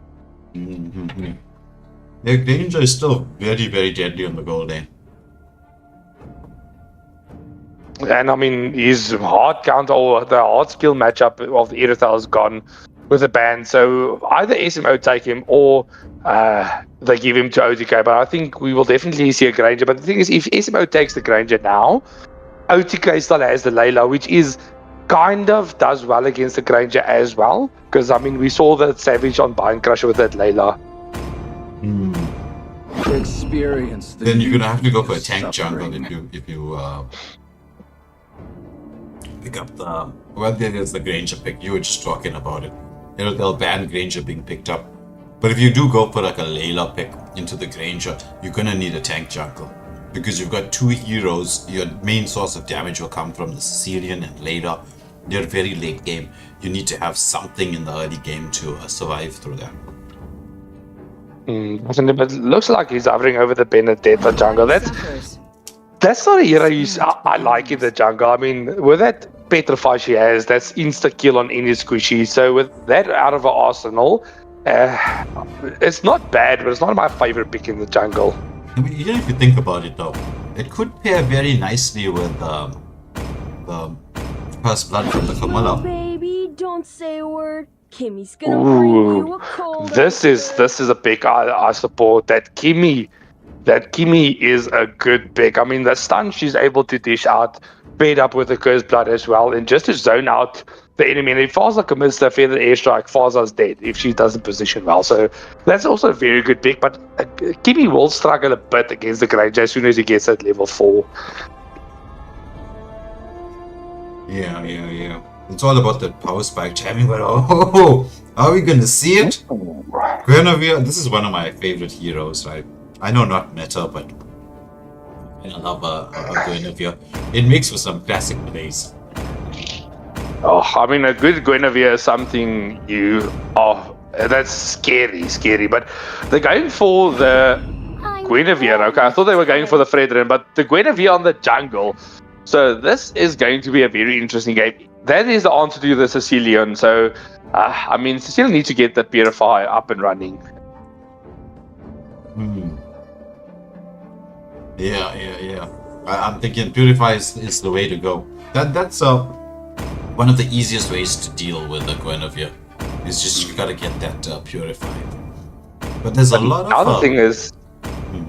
You also need to take into question the Grok wall, so that's why he kept the flicker, so he doesn't get caught out by the Grok wall, because if he zones the wall, Sicilian has no major dash ability, he has no dash abilities. The only thing is the speed gain on his Bat's Feast. So that might be the reason why he went for the flicker instead of the Purify. Yeah, it just has to outthink Please Me on that Guinevere.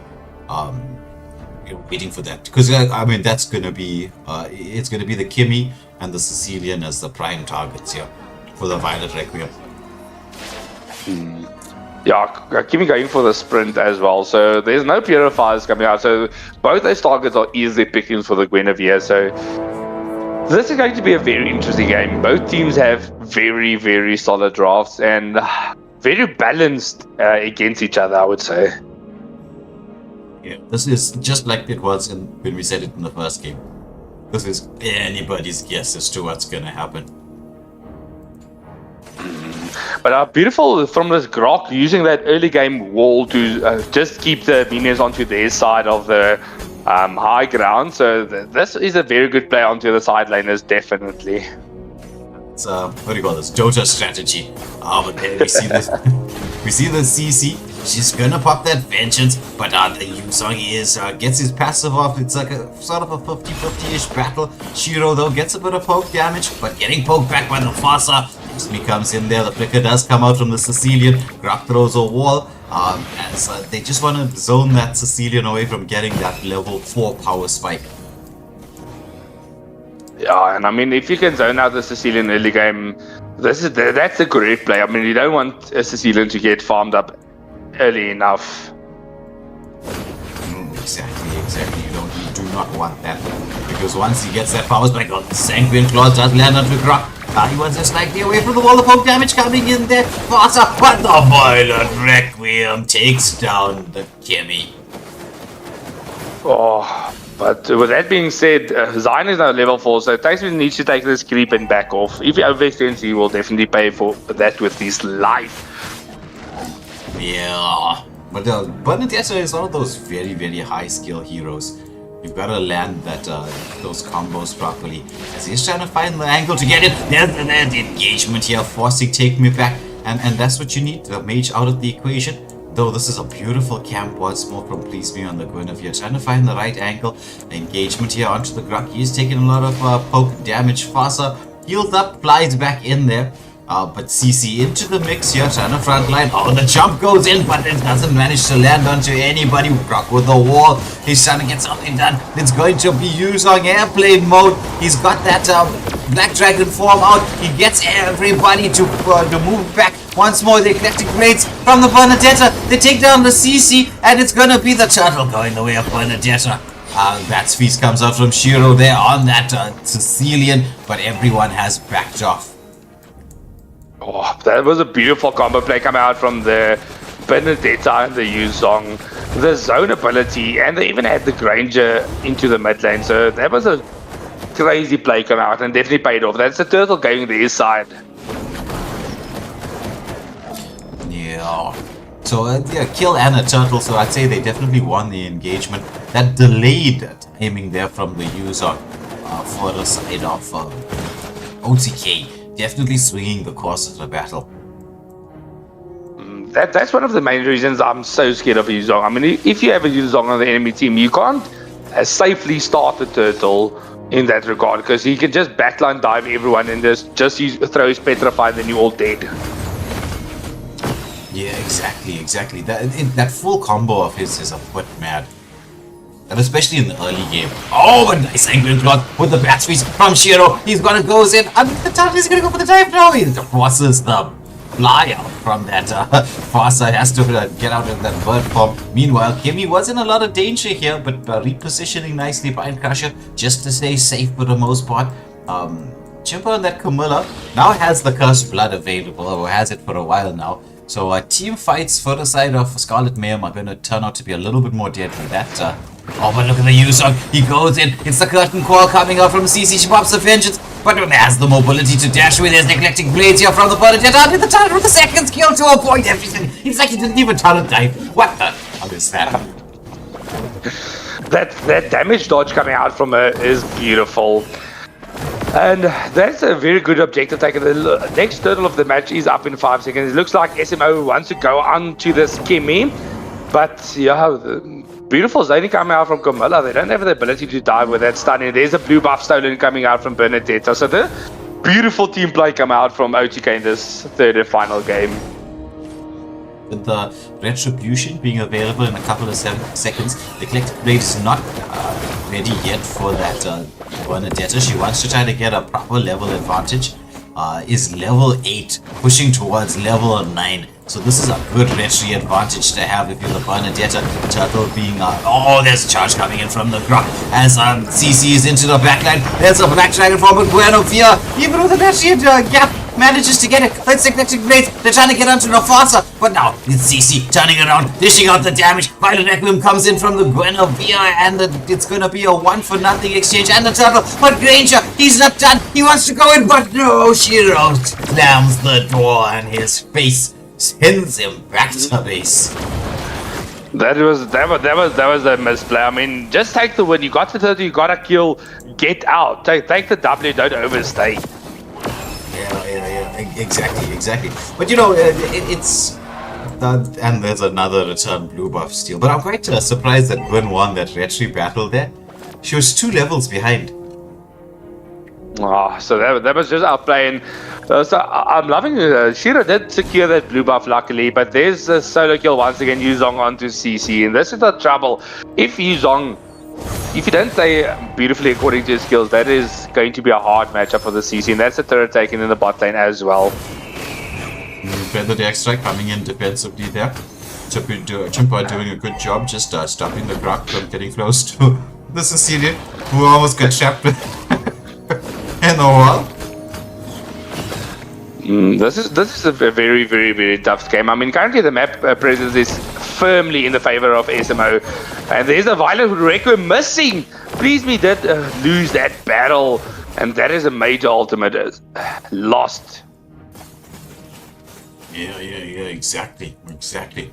But We still are quite a few seconds away from the next major objective. It's just under 20.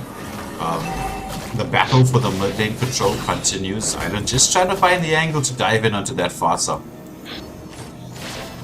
But with the... it's going to be tough. It is. So it looks like a little bit of a lane swap coming through from the side of OTK. As a Sicilian getting engaged upon, there's a violent random, there's the blow-up. And they managed to take down Shiro. And this is before the third turtle with the CC throwing out the damage here. That yo-yo just branching away. Benedetta has found the ankle here, wants to go in for a bit of a steal. Has the battery advantage, that's the electric blades. Gets the steal. Does she get out? Gets knocked up there. No time to land that second skill.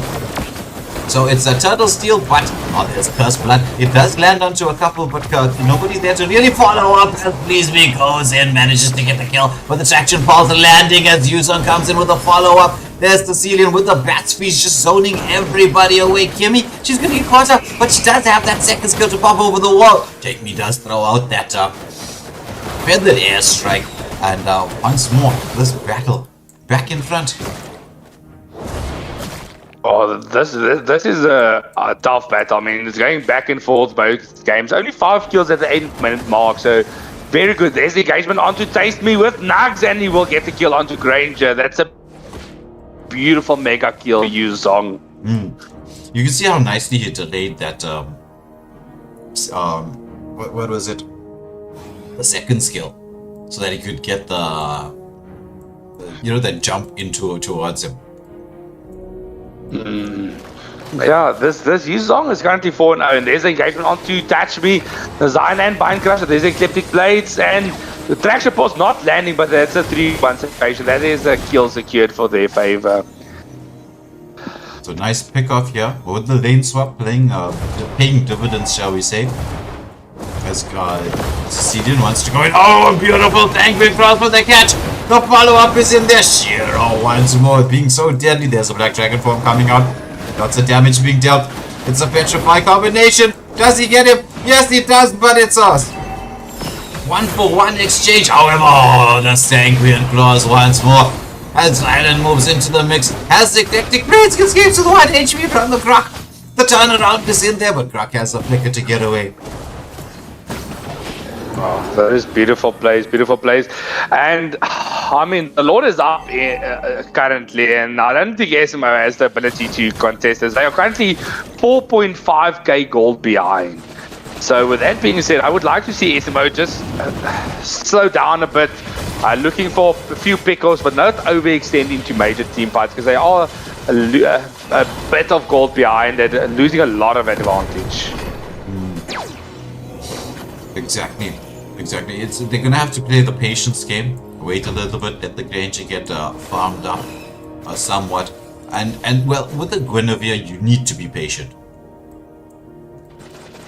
Not that she takes long to come online. It's that style of play. I like this. You get the camp, you get the Violet Requiem, you get the kill. Yeah, and I mean, especially because they don't have Purify, if you can get that Violet Requiem, that's a squishy automatically deleted. There's no other way about this.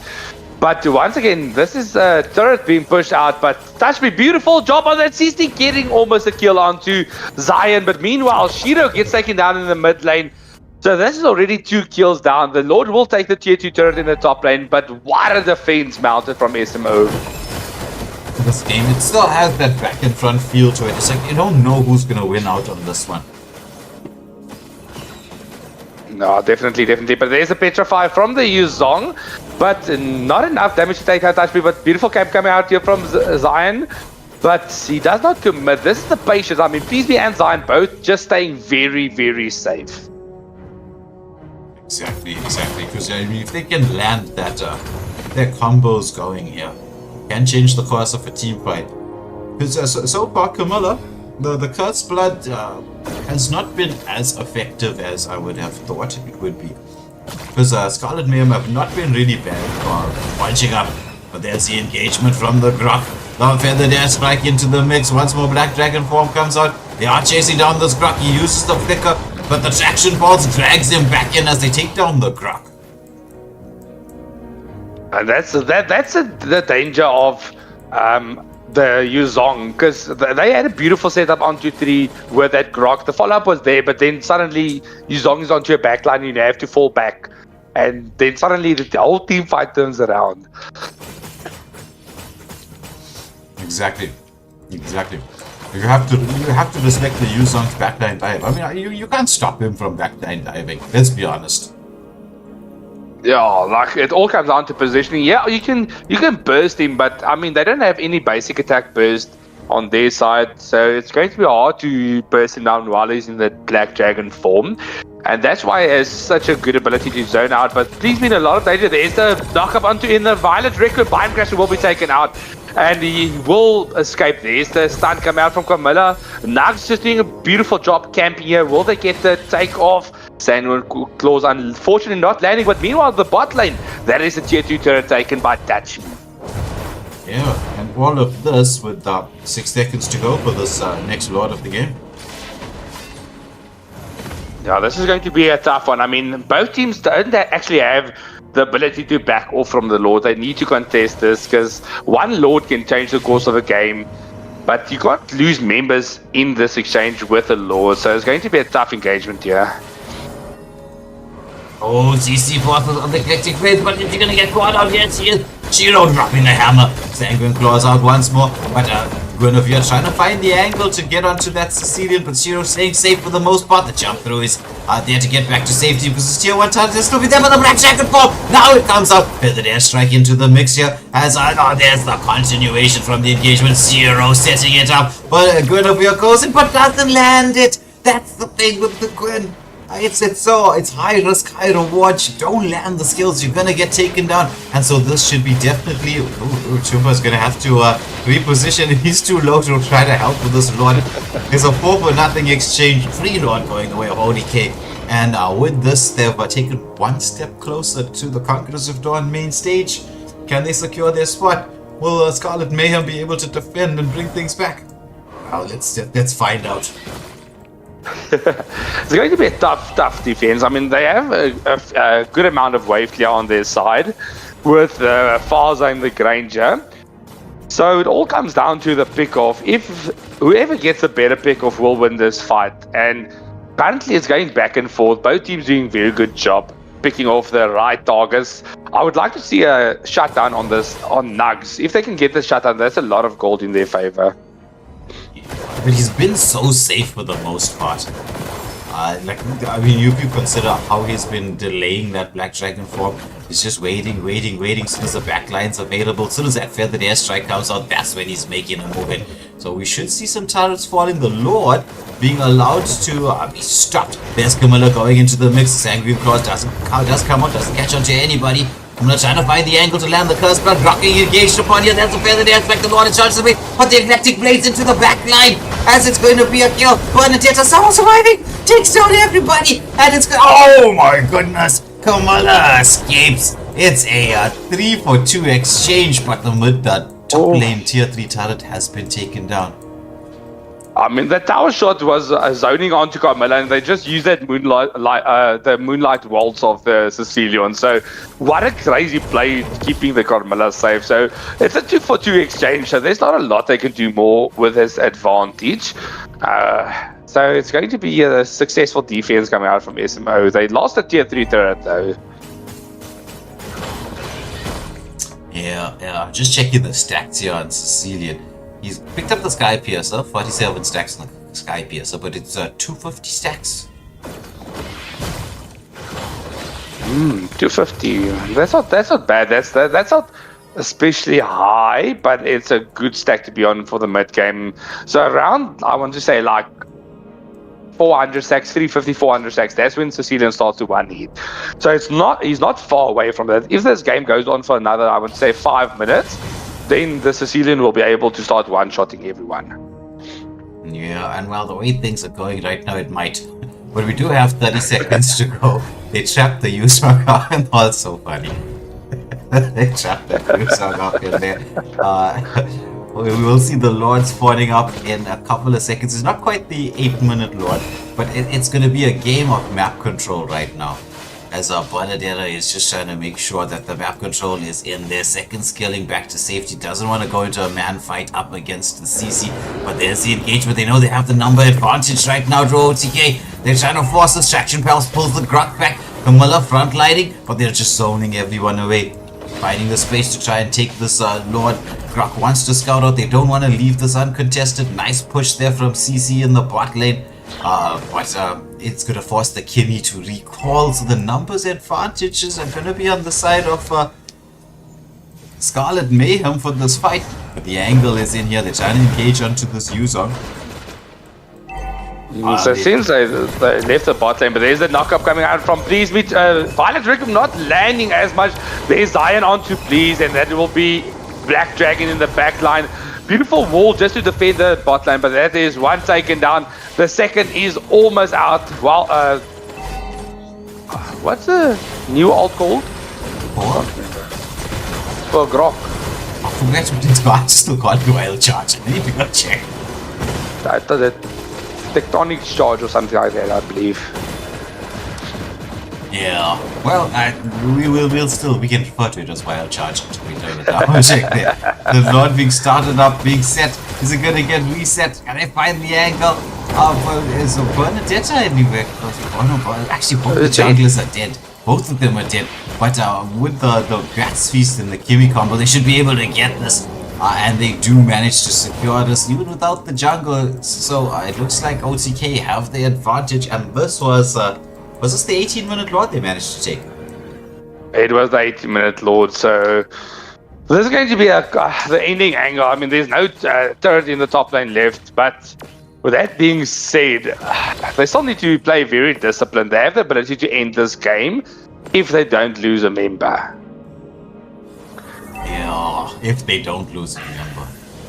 Oh, no, they took it just before the 18 minutes. Just before. Oh, crazy. That's unfortunate.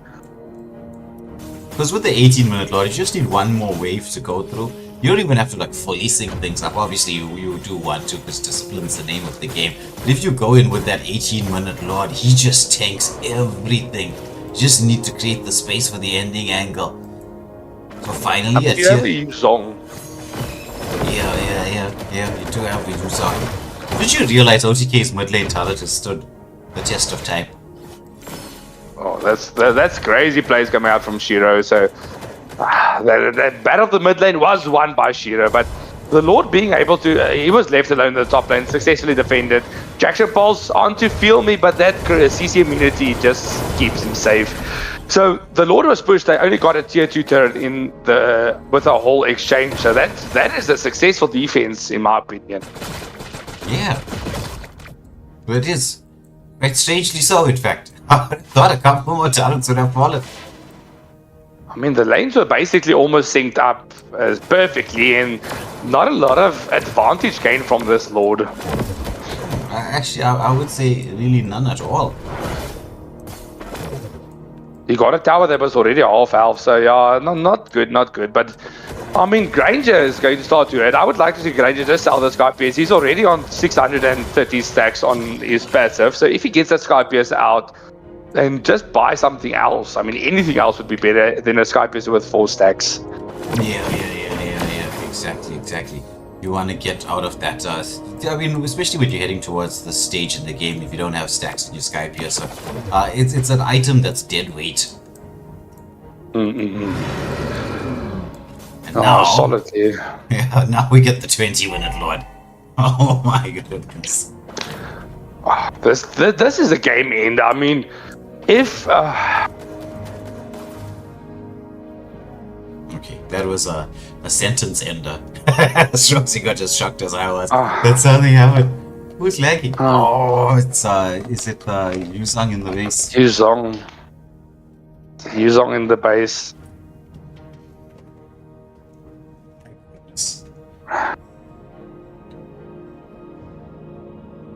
This is quite crazy.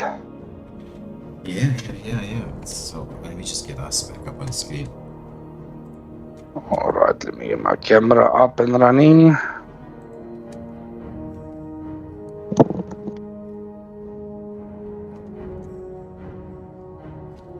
Okay, no, wait. It looks like we're going back into the game. They managed to sort out the lag issues. We're into the mix right now. This is it. This is the real battle. Whoever's gonna win is the Freeze goes in. Doesn't manage to land at the bat speed. Does come on. What's this satanic charge? There's eclectic blades here. The girl's blood does cash into the backline. A follow-up. Benedetta. The chase is on. They managed to finally take down those spots. Oh, we see a team wipe. It's just Cece. Cece versus everybody. Will she be able to take it? I don't think they even really need to chase her down. It's time for mid lane madness. Push the lane. It's the opportunity to end. They are chasing the CC. I think they really want the CC. Now it's a full team wipe. That's the ending angle. This should be game, set, match. The Blades comes out from the Benedetta and OGK win this 2-1. Moving through to the grand stage. Oh, what a play, what a play. That was a pseudo savage, so good play there coming out from the Benedetta. Yeah. Very good play coming out from the Benedetta. Almost what they wanted, almost. But, well, no cigar. However, unfortunately, it's so late for this next matchup here. We're gonna get the captains into the lobby in a couple of seconds. So don't go anywhere. We will be live with the game in literally a minute or two. Just like legitimately just a minute or two. We just need to get the next captains and everyone into the lobby. Because the game was scheduled for 8:30, but with all the lag issues and the chaos that went on, there was this extended time, and I mean these games took really long. I didn't think the best of 3 was going to last 2 hours. But oh, what a game, man. OTK took that. Definitely well deserved, but I mean, what a play coming out there from SMO as well. So this was a match to start the evening off. Exactly. Very intense, very intense. But we will be back with you in just a second. We're getting the lobby set up and we're gonna get the players in here. So stay tuned. We'll be back in just around 2 to 3 minutes.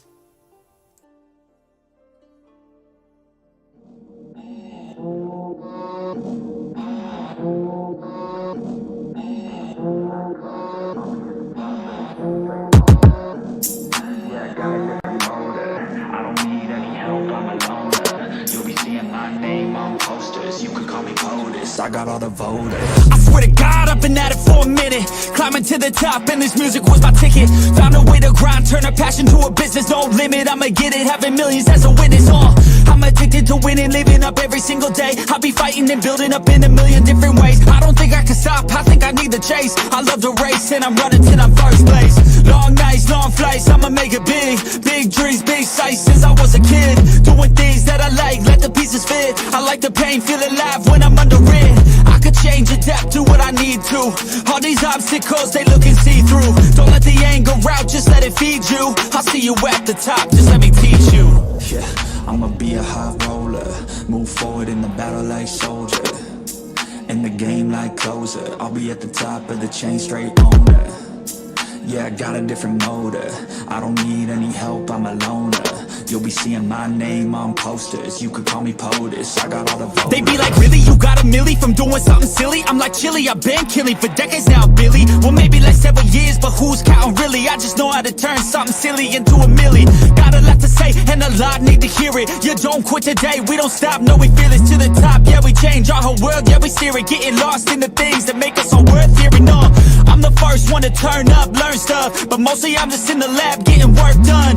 Cause the bills on the first, they still worth some. I never forget being broke, man, it hurts, son. But not as bad as not having any purpose. I took stabs, this and that, and it's working. But I still grind every day for that thirst. It's a curse being first, yeah, still gotta get my work done. Yeah, I'ma be a high roller. Move forward in the battle like soldier. In the game like closer. I'll be at the top of the chain, straight owner. Yeah, I got a different motor. I don't need any help, I'm a loner. You'll be seeing my name on posters. You could call me POTUS, I got all the voters.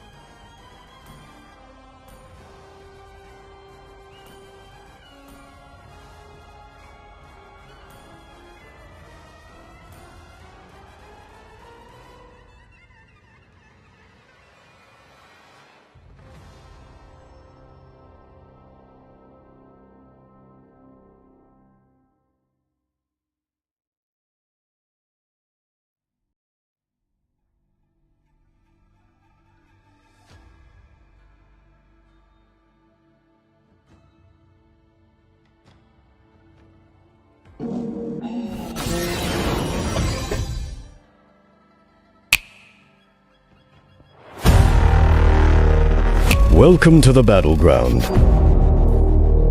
where legends are forged.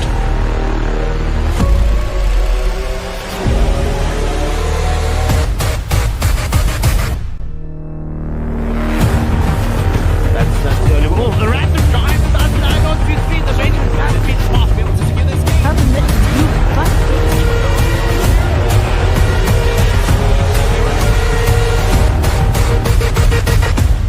This is Conquerors of Dawn.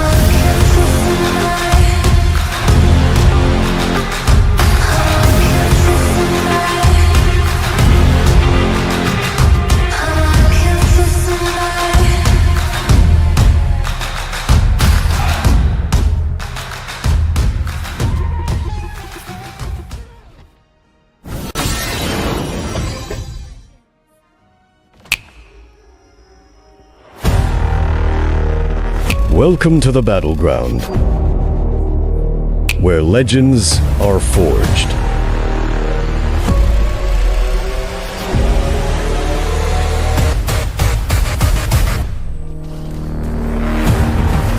That's the early ball. The random drive does 9 on 15. The Vikings can beat Smart to be able to secure this game. Haven't let you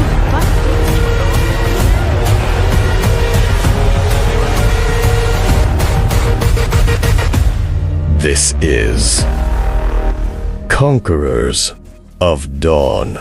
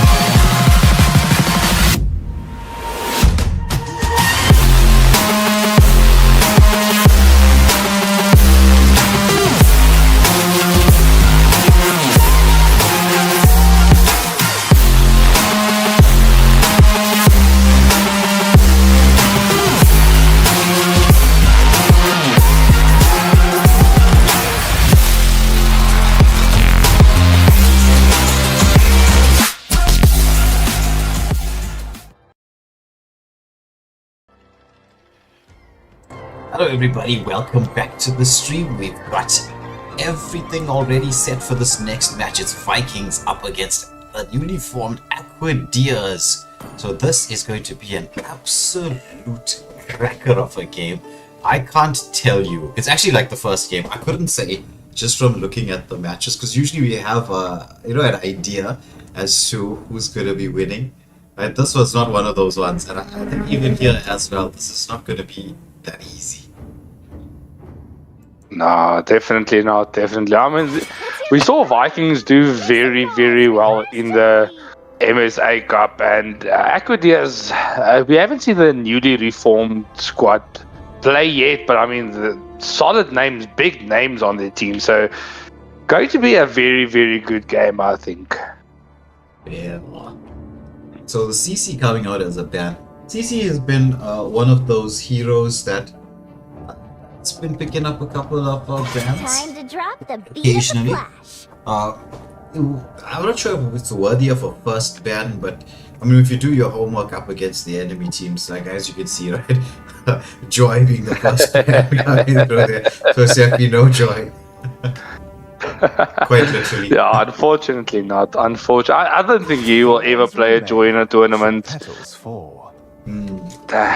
Not likely. Not easy, unless they have like a hard counter for that. Yeah, exactly. Joy has fallen a bit off the meta, I would say, right? Has fallen off. But when it comes down to it, right, Joy is, like, if you play her properly, she still has a place there. It does do a lot of damage. Crowned by heaven's mandate. Definitely. I mean, and also seeing the Lance ban coming out, so this sets up the side of Aquaders very well for that YSS first pick. Xborg being the second pick, so I would like to see the YSS being banned out by Vikings now, unless it's going to be being looked over. So I don't know who's the jungler for the side of Aquaders. Is it going to be Seppi? We know he is a jungle main. They call me a Shit. hero. We're gonna have to wait and see. Saved Yeah, my you nation called it from right. The falling moment the apart. lance ban came through, you were gonna see the YSS as the follow-up, especially if you're not gonna be first pick. So, Seppi, with the first pick, will you be locking on to any one of those still available meta picks? Yeah, looks like it's the swap through comes in and it's Badang. Badang still a bit of a flex pick, but I think Badang Rome is the greater percentage chance of coming out. It's more seen on the roam because on the XP lane with the current meta he's counted way too easily. So it's not a good option to flex him. And if there's no counter in the XP lane, just push him in the XP lane, take a better roamer. Other than that, use it on the roam position.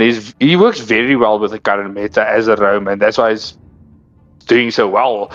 But once again, we're seeing a Grok being picked up by Catmew Pew Pew. So Grok's seeing a lot of jobs, and Uranus. Will it be a jungle Uranus though? That's the question. That's the real question. I've seen him in the jungle, but he's not. He doesn't do enough in the jungle, in my opinion. I mean, the good thing about the Uranus is he needs to have free reign. So he clear his wave, rotate, cut wave, rotate. Just irritate the hell out of the enemy. If you need to start worrying about staying close to the turtle while having your retry available, it takes down the big push out of the equation. And Seppi shows us the Bane. I mean, he is, along with the Joy, is a Bane main. And we saw it work for him, but also work against him a lot of times. Exorcist of the demon spirit. Yeah, exactly. Well, when it comes down to it, right, it's as you're saying about the Uranus, it's his best bet is to invade jungle.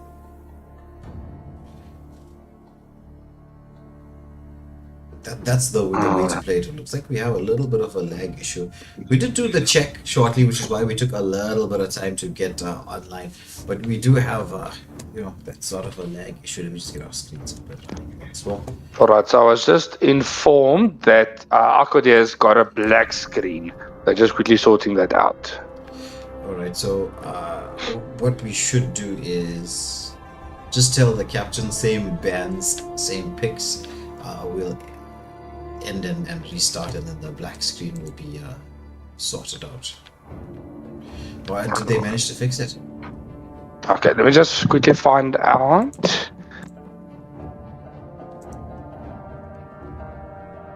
Okay, so sounds like it was sorted. They picked in time and then it went black screen, so they're all fine now. Luckily. Alright.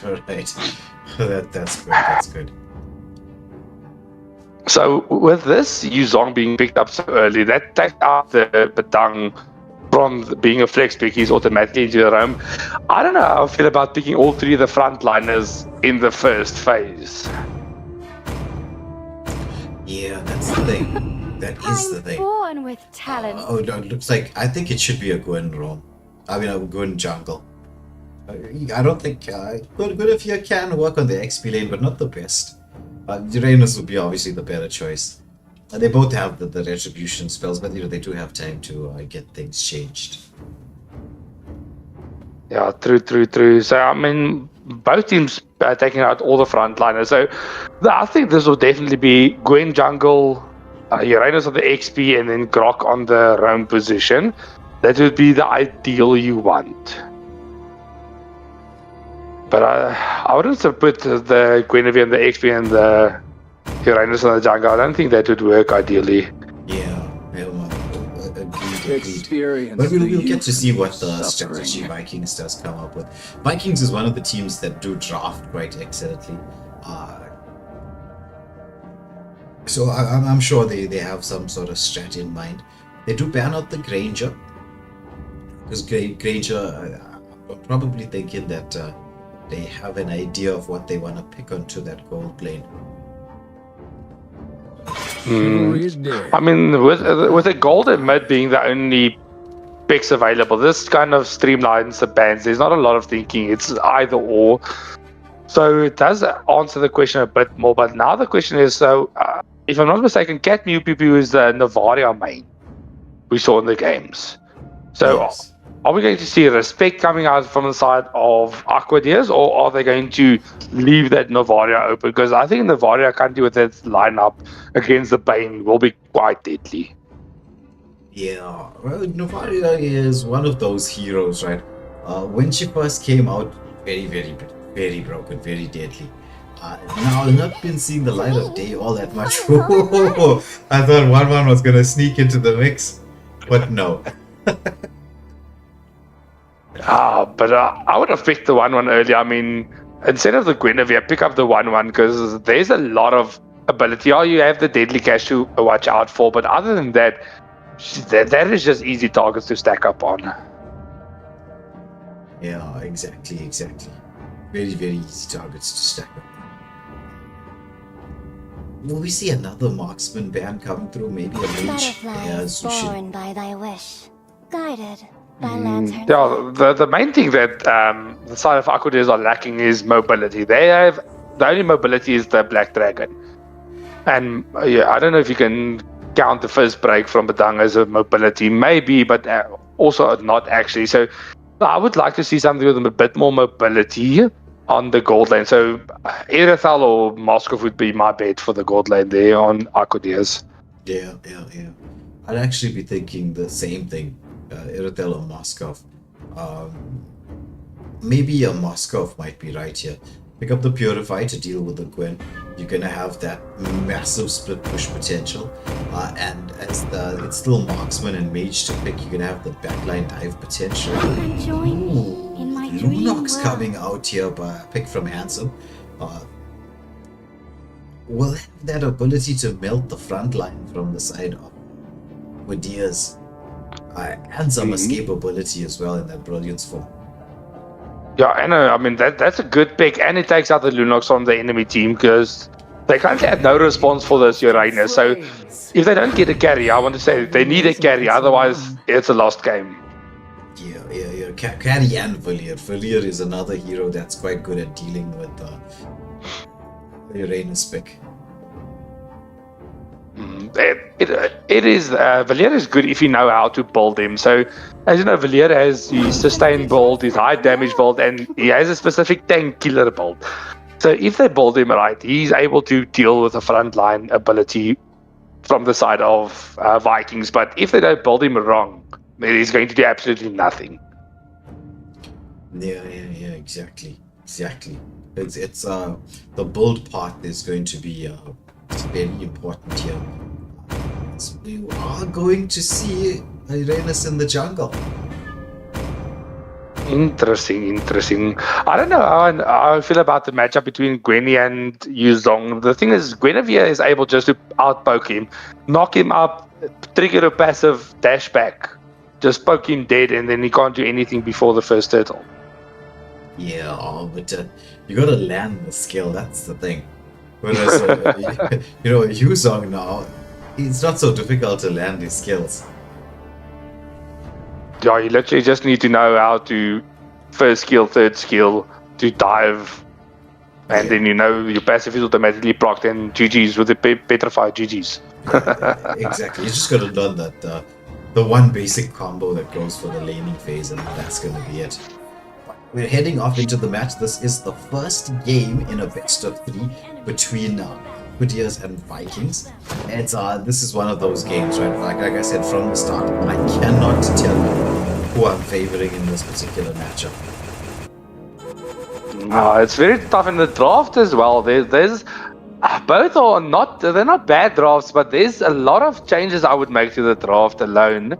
It's interesting. It's going to be Guinevere Rome, and it's going to be Grok on the XP lane. Oh, that's actually very, very interesting. I'm not sure if Aquaders predicted that, but if they did, how kudos to them. Because I was thinking it was going to be Grok on their own position, but anyway, they do have the Grok to deal with the Yuzong, but Yuzong is going to have, I think, a little bit of a better wave deal, maybe. He has made the rotation across towards the mid lane. And as things stand right now, there's Gwen going in with the jump in, manages to disengage as Badang jumped in as well with that second skill. But the Zox getting this lane pushed in. I don't think this is a diving angle. No, this just scouts out the bushes. Wave has to retreat. Guinevere trying to see if she can get the angle to dive in on that carry. This is, if I was the side of Aquaders, it's all about patience. You don't really want to go in with the Uranus in the early game. You still need those items to try to deal with it. Definitely. But with that being said, there's a lot they can do on this first turtle. I mean, Uranus isn't as tanky in the early game as you would want him to be. So if they can get the positioning with the Valor on point, this will be an automatic turtle game. But it all comes down to the positioning and the engagement strategy coming out from the side of Aquaders. Yeah, well, so there's the stun onto the Guinevere. They have poked it down to half health, but Venus trying to get into the mix there. Dunk trying to CC him up. Blood managed to block him up. There's the deadly catch coming through. Gwyn did get the jump in there, but doesn't have the revived Requiem available. However, it's Yuzong into the mix. Echo trying to get the passive. It does that. He does manage to survive, but the rotation from the Melissa setting everything up. As it is going to be a 2-1 exchange going in the favor of Vikings. But the turtle did go the way of Aquaders, so I'd say honors even.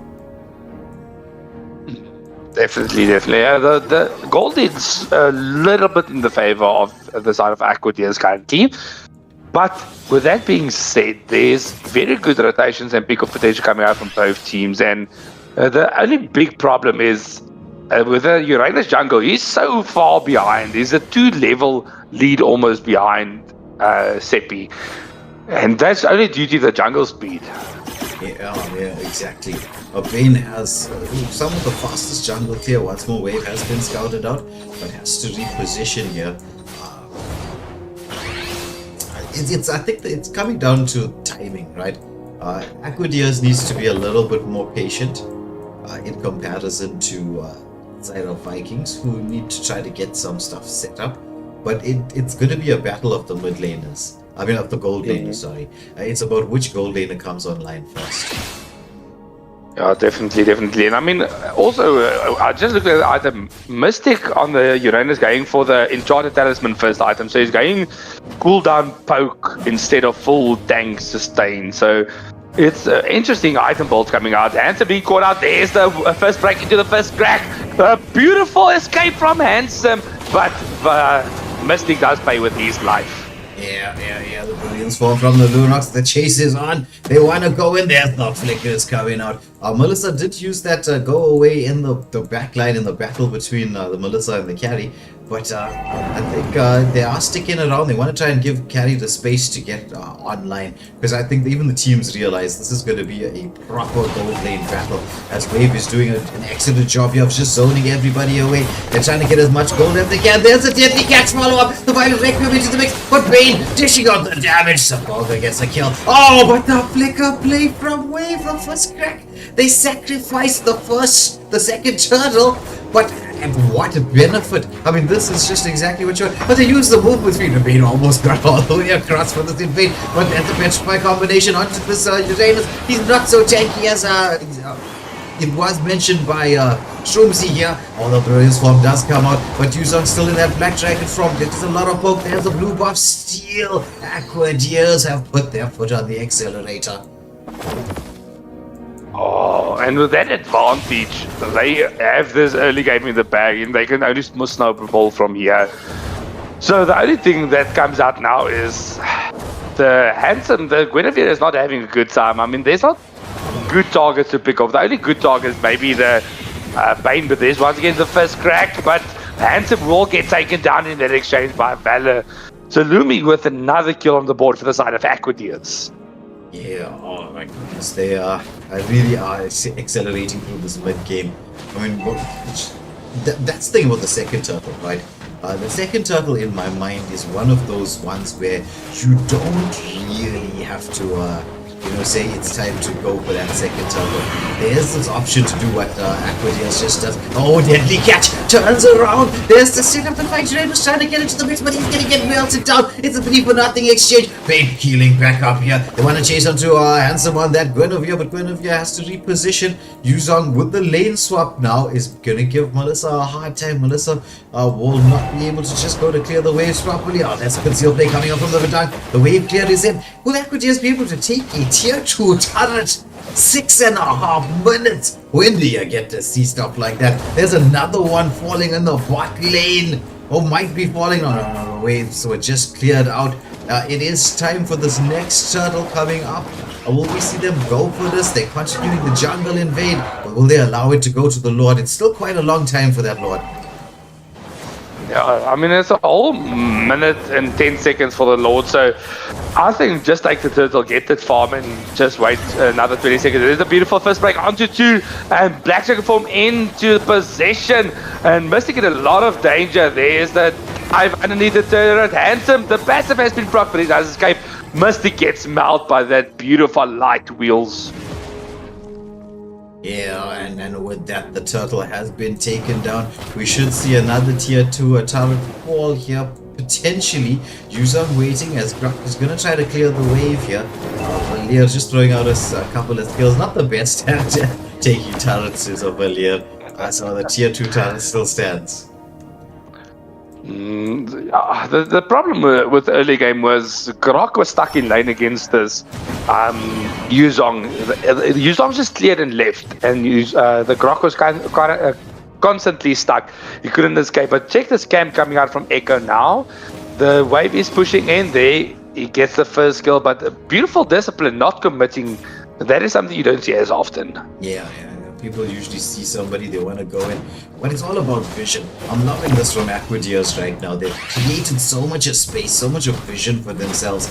They're in pole position to take this first game. There's Sepulka into the mix, gets the... Oh, but the Fire Detective does land this time. Will he be taken down? Oh, that's it, gets kill heal. The first crack coming in from the Vidang saves him. And he escapes with 1 HP, but it's Super Socks on that carry who is really starting to hurt. There's a concealed play. The Flicker comes in. Mega kill for the roam. So this is another pure example of don't feed the roam. Don't feed the roam. Securing our kill. And this should be tier 2 turrets falling up plenty before the 10-minute mark. That should be all 3 tier 2 turrets being taken down, with the last one about to fall. Once more, the deadly catch coming out from the bait. Grok trying to do something, but there's Canny. She turns it up. She's in the mix there to the backline, but oh my goodness, everyone manages to reposition. They don't want to commit too many skills. The Retribution did come out from the bait, so he doesn't have this available, as he is starting off this first Lord of the match at the 9-minute mark, but I don't see any way for Vikings to contest this. No, not with a 10k gold deficit on their favor. They don't have any ability, so they should just mount a high ground defense and get this out.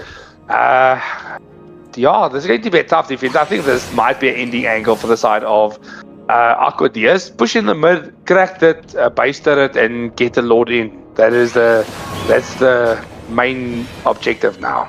Yeah, it's just the shield's still up for the side of Vikings. It gives them the opportunity. Oh, Vidang tried to go in, but does force out the Glorious Throw from the Lunox. So she's not going to have this available. Those shields are up, as we said, right?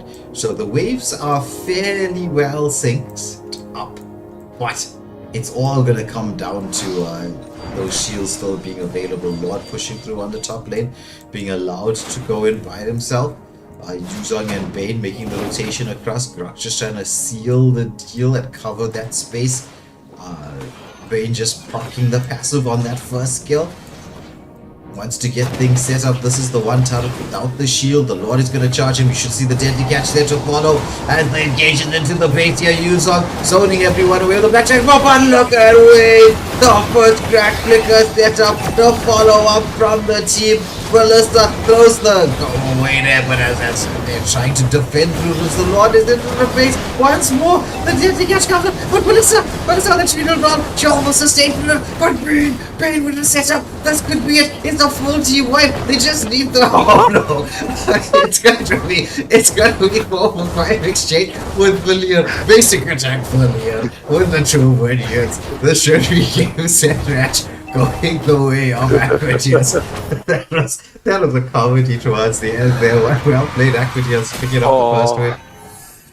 Oh, I'm going to clip that. The minion was trolling. Like, that was so funny. The minion was busy walking up to the Nexus, and then suddenly he turned around for the mid tower, and I was like, bro, this is so funny. This is pure comedy.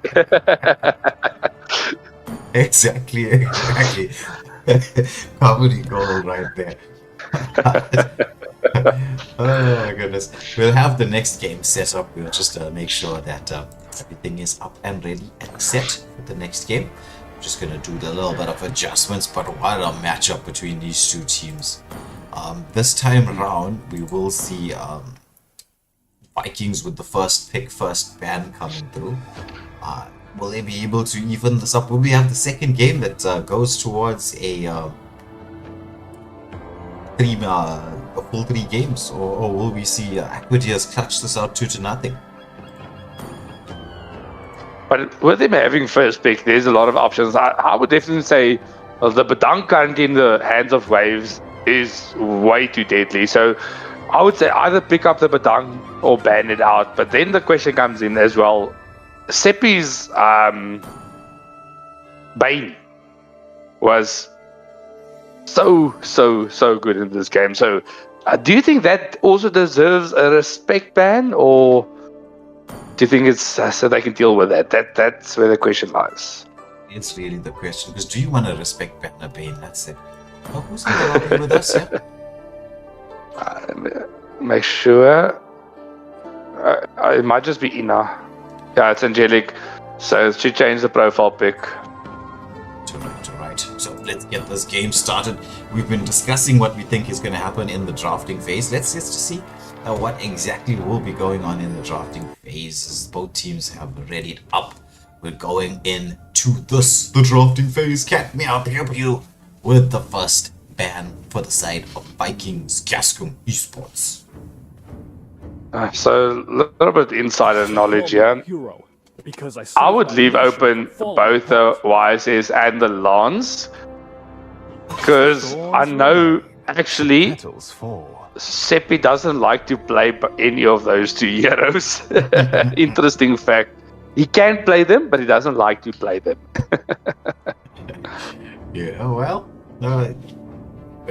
sometimes personal preference and heroes can play a part in the drafting phase, but the bans so far being very similar to what they were in the previous game. Let's hear from the crowd. Make some noise. We've seen Vikings consider Grok as a pick or ban. I mean, they picked the first game, banned it out second game, so it definitely seems one of the issues they don't want to worry about.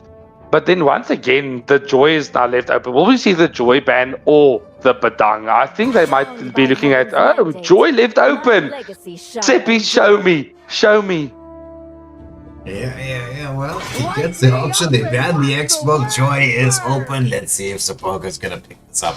Or maybe Vikings were like, yeah, all right, let's leave Joy. Let's pick Joy. You know, if that happens, right? That would actually be so funny, though. But I don't know. Yeah, Lapu a very good pick, but then once again, Badang is left open for Wave. So I would look at the Badang being picked up, and then maybe looking at either the Yuzong or the Joy.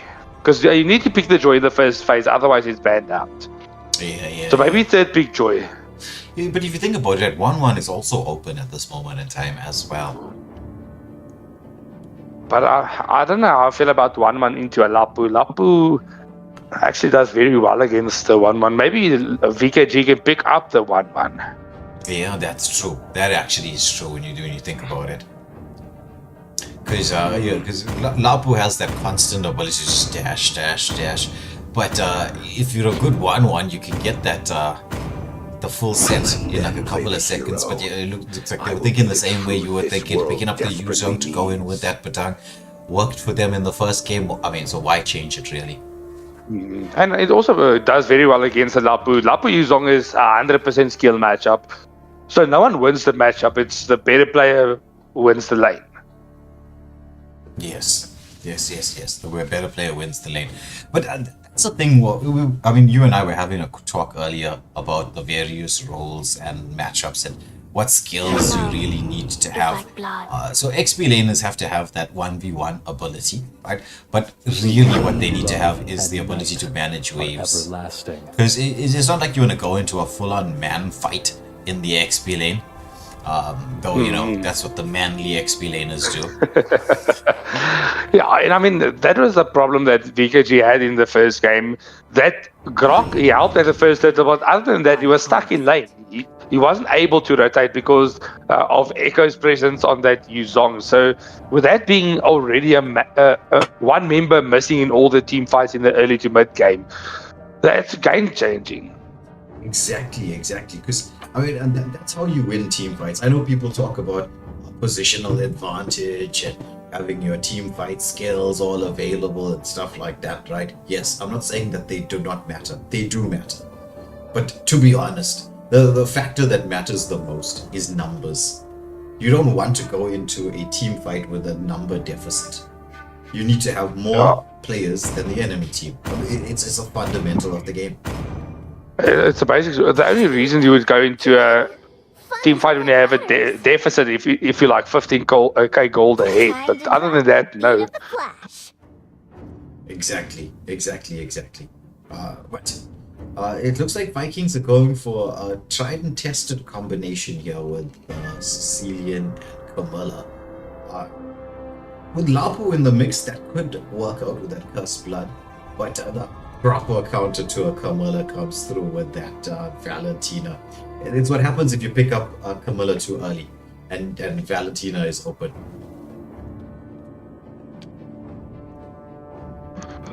Yeah, I mean, Valentina is a good pick against the Carmilla, and it plays very well with Yuzong, so that's a very, very solid pick, and I think it plays very well with the playstyle coming out from Aquaders.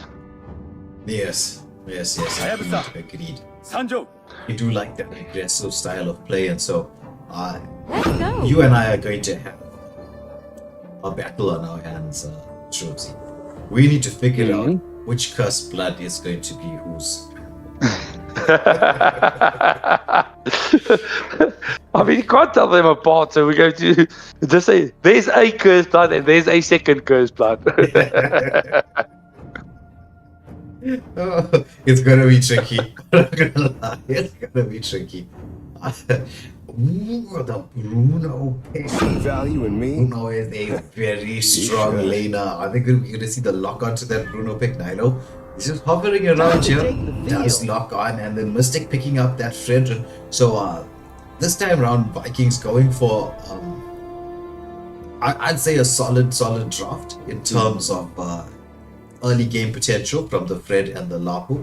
You've got that late game scaling from the Sicilian and the Bruno, and you've got team fight potential coming in from that Camilla. So it's quite a nice set of heroes that fill all the roles. But it's this Valentina pick that with the stolen Cursed Blood, that's I mean, there's massive team fight potential from the side of Aquaders right now. It's all gonna come down to this final pick. Are we gonna see Joy? A Joy into a Fredrin? Would you go that Joy is banned. Oh, Joy is banned. Oh, I didn't see that. I was so focused on what was happening here. I didn't see the Joy ban coming out. So Joy being banned. Bane being picked up again. Bane. He did very well against the previous lineup. The only problem comes now in there is now a lot of more backline dive and mobility coming in from the side of the EKG. So yeah, the position is going to be what makes or breaks the Bane currently. Yeah, true. Very, very, very true. So it is the second game. Aquaders have drawn first blood. They've got a 1 point on the board, so it's match point for them. Vikings are hoping to even this out, and it's the big spot to play for. It's a place in the Conquerors of Dawn main stage, the grand stage, to see who's going to take home their share of the 10,000 Rand prize pool. As we head off into this match, let us know in the chat, let us know in the polls who you think is going to win this. Well, not just the game, but the series itself. That's going to be a tough series.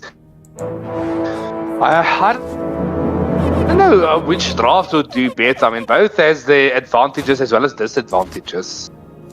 Exactly. It's a very, very balanced kind of draft from both teams. But it's going to come down to, as it always is, execution. Though Vayne has, I would say, the faster jungle here compared to a Fredrin. That's if you know how to use the passive. Yeah, it's tough. I mean, overall, the Vayne passive is going to make or break. I mean, he has the ability also to push out the lane, so there is a split pusher also, which the side of DKG does not have with this Fredrin. The only pusher they have is basically the Bruno. You can say maybe the Lapu, but I think the Bruno is the only main player that can push out these lanes. A lot of what Vikings wants to do depends on this Bruno coming online. Once again, it is going to be the battle of the gold laners. But Bruno, if once he gets fed, it's game changing. I mean, his damage output, especially if you know how to do that, his combo to get that double crit when he gets that enhanced balls, which I know doesn't sound very nice when you say it. Oh, there's the jungle blade coming in there, preventing Fred from the level 4. Deadly catch onto the Camilla. She pops that vengeance. Does manage to use the ability to get out. Valentina aggressive with the dive in, but the Sanguine Claw putting everybody back. Oh my goodness, Lumi. Does that even look like health on the bar? Oh no, that was so close. But the pressure being put on here on Mystic he's having a hard time. Once again, he's getting camped out by Echo. So this is going to be not a fun game for this Fredrin. Yeah, he throws out the Praise's Wrath, but Yuzan just jumps away. He did use the Retribution on the small camp, and the call coming out from Echo saying the Retribution has been used. Bane coming in for the steal here. Oh, there's Yuzan with the jump into the wall against the passive. It's gonna be somehow Fredrin managed to secure his buff. Black Dragon form is in the mix as well, but it's a kill in the jungle, though not the buff. Reporting for being retry gap by no retry, but anyway.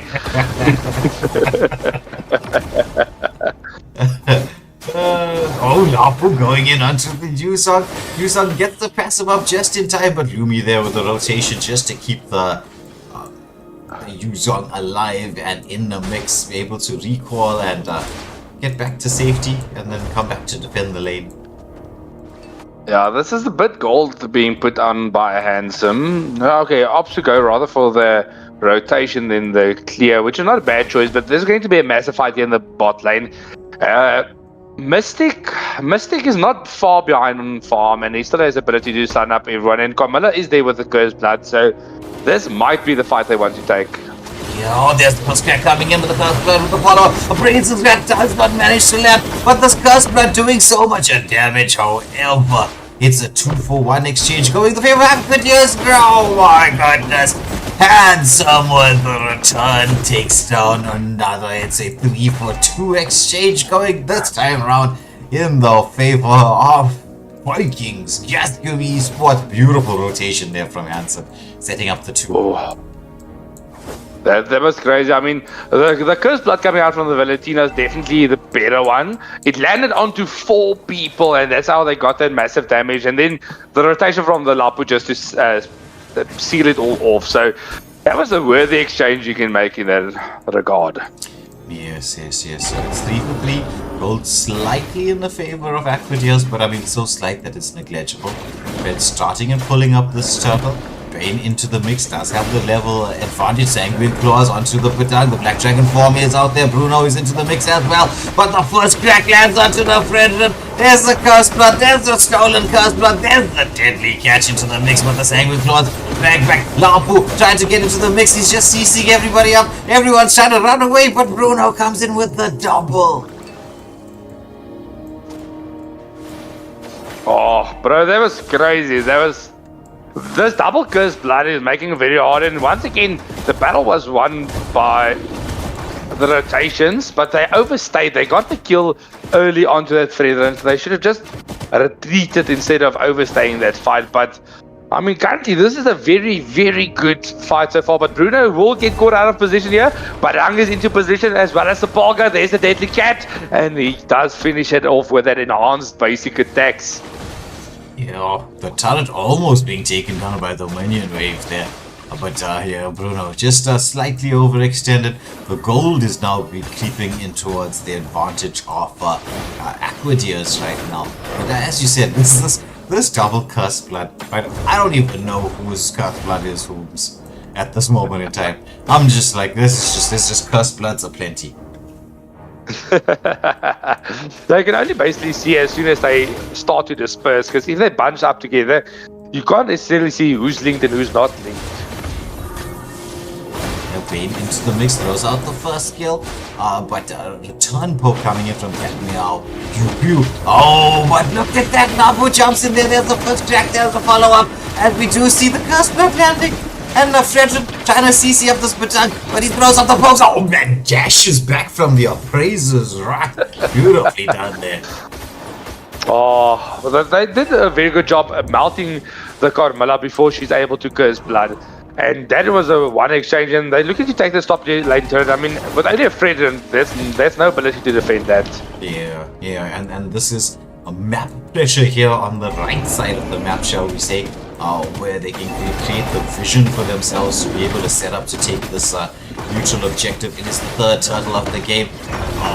Yes, Camilla goes in there, Fredrin as well. There's a follow-up, the first crack onto the Camilla, Black Dragon form into the backline. Deadly catch, trying to land. Does he have the petrify combination? He's trying to go in onto Catmeow, but he's turning around, dishing out the damage. Zepi, taken down there by that Sicilian. This is what a Sicilian does. The Lampu leading the charge with Fredrin close by.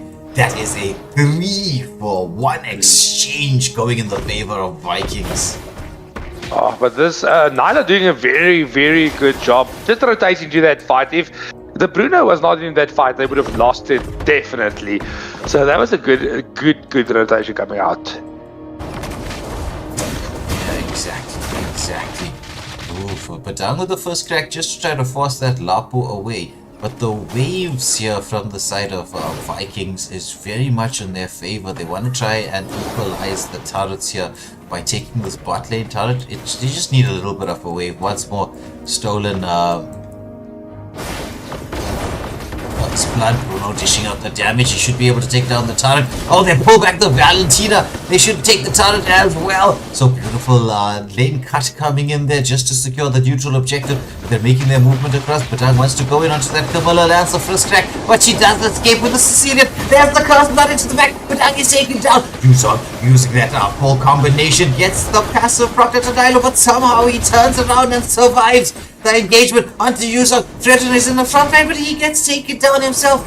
Echo surviving through all of this. Labu was like, no, I want to do something, but the passive from that Yuzon being procced. Meanwhile, Sapolka pushing in here. It's just Nilo to defend, but I think Sapolka will have no better idea of backing off, especially with the Lord being up in a few seconds.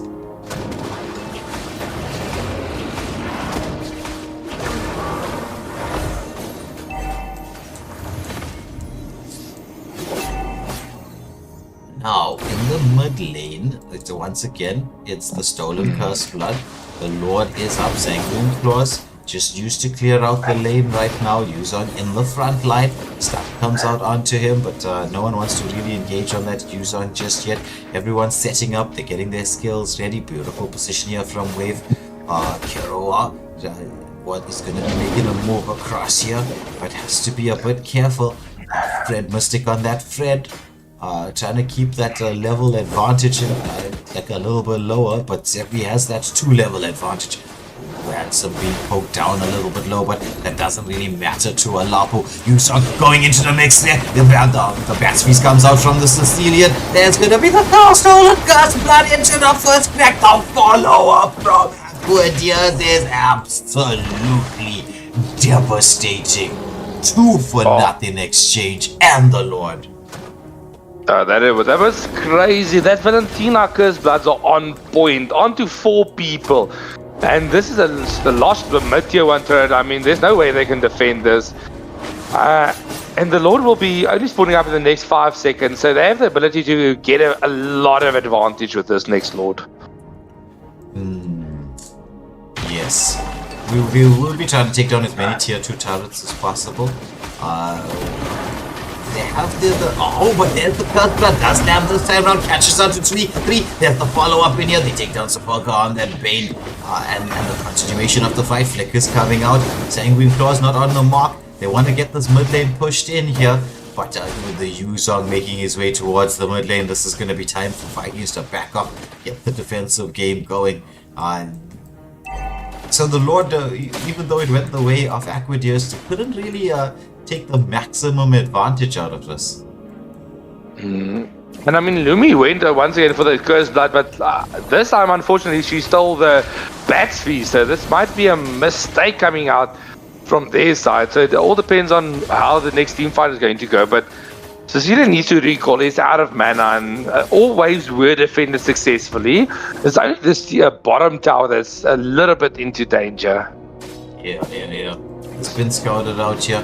The minion wave getting in just in time there. Bruno will try to clear this. Doesn't want to allow this tier 2 turrets to fall. The defense is in there. Lapu engages onto Lumi. Lands the full combination. The Brave Fighters into the mix. The Flicker being converted from both players as they manage to reposition.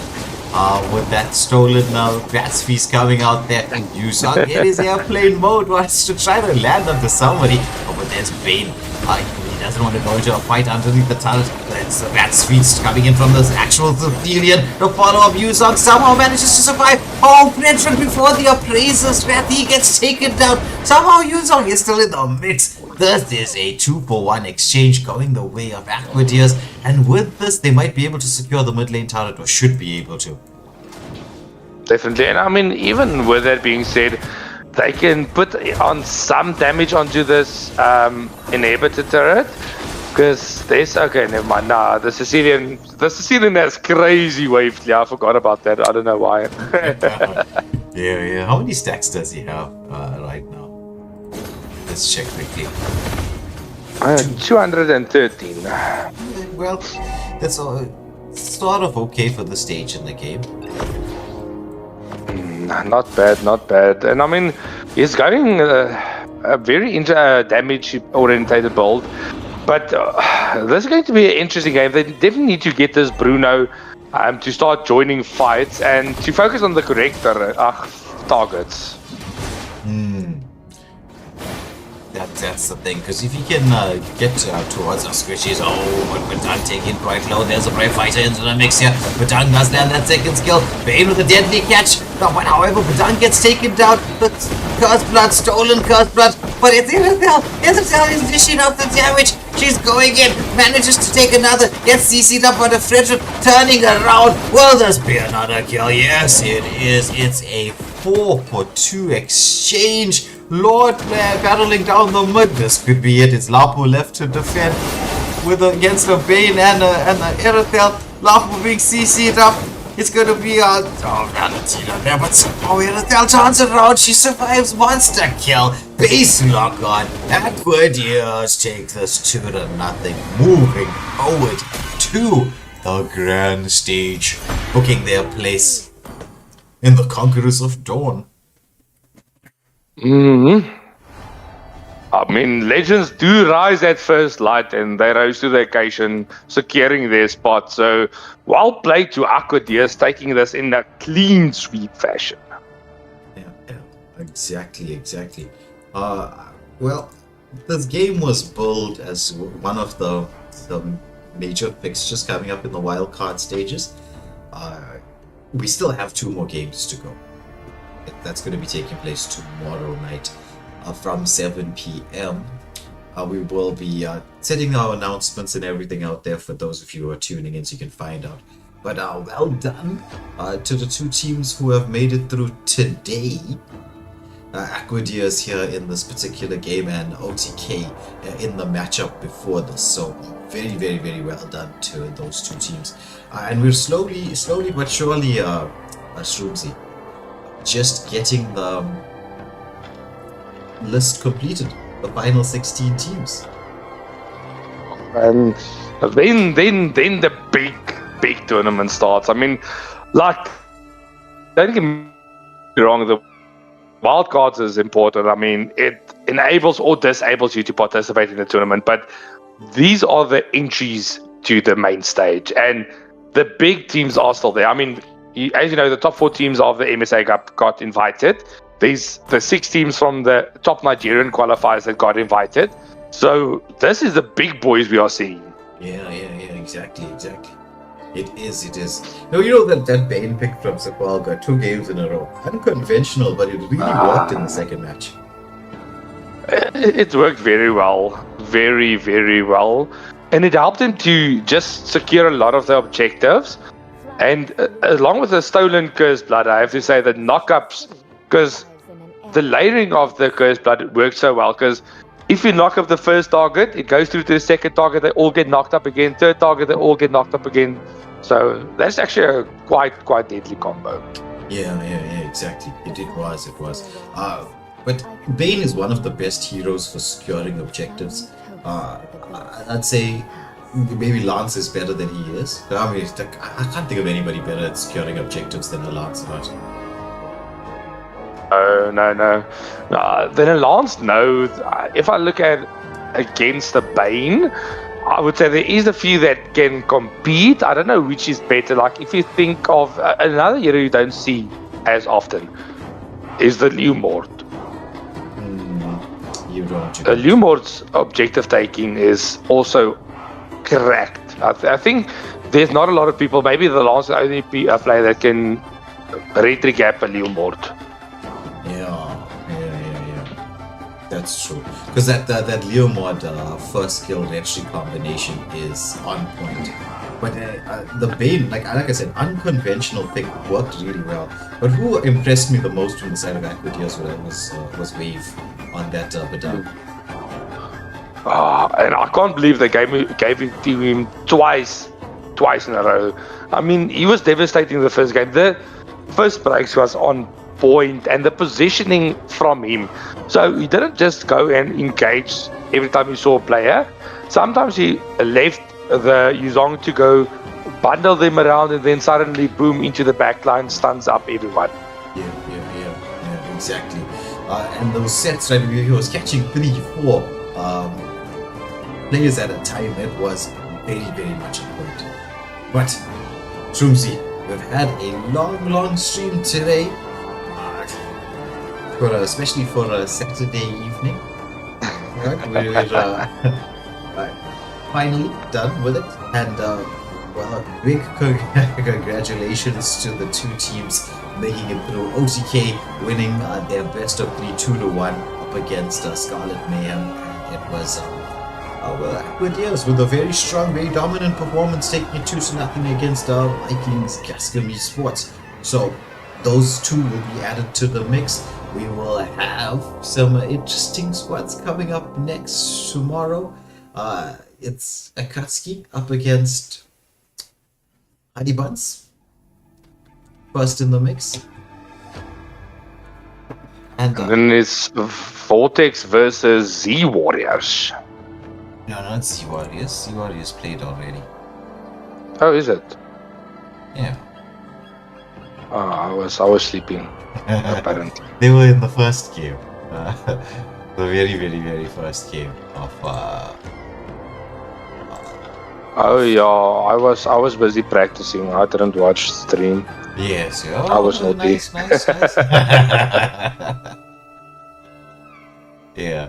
So, the final game will be Exodus up against Vortex. Ooh, that is going to be a game. Yeah. So so the Honey Buns, which is Swag's new squad, will be facing up against Truan's team in Akatsuki, and then we've got Exodus up against Vortex as the final game. So that's going to be live here on Waylander Gaming on this Sunday evening. This will be the final round before we go into a little bit of a Mobile Legends break. Actually, about a week-long break before we'll have anything with Mobile Legends again. I mean, I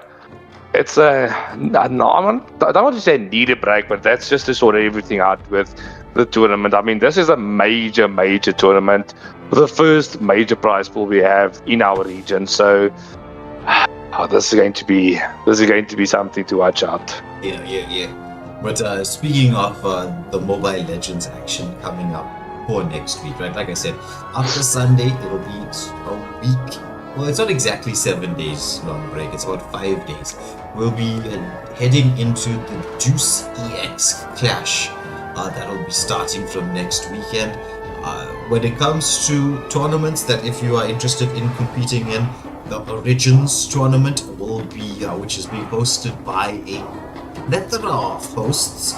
A trio of them. It's going to be Alchemy X, same dynasty, who have collaborated to bring you the Origins tournament, and it will be hosted here at Waylander Gaming. So the registrations are still open. There are quite a few spots left available. There's 10,000 diamonds up for grabs. So I mean, just looking at the skins in the tournament lobby, wouldn't you like to own some of them permanently?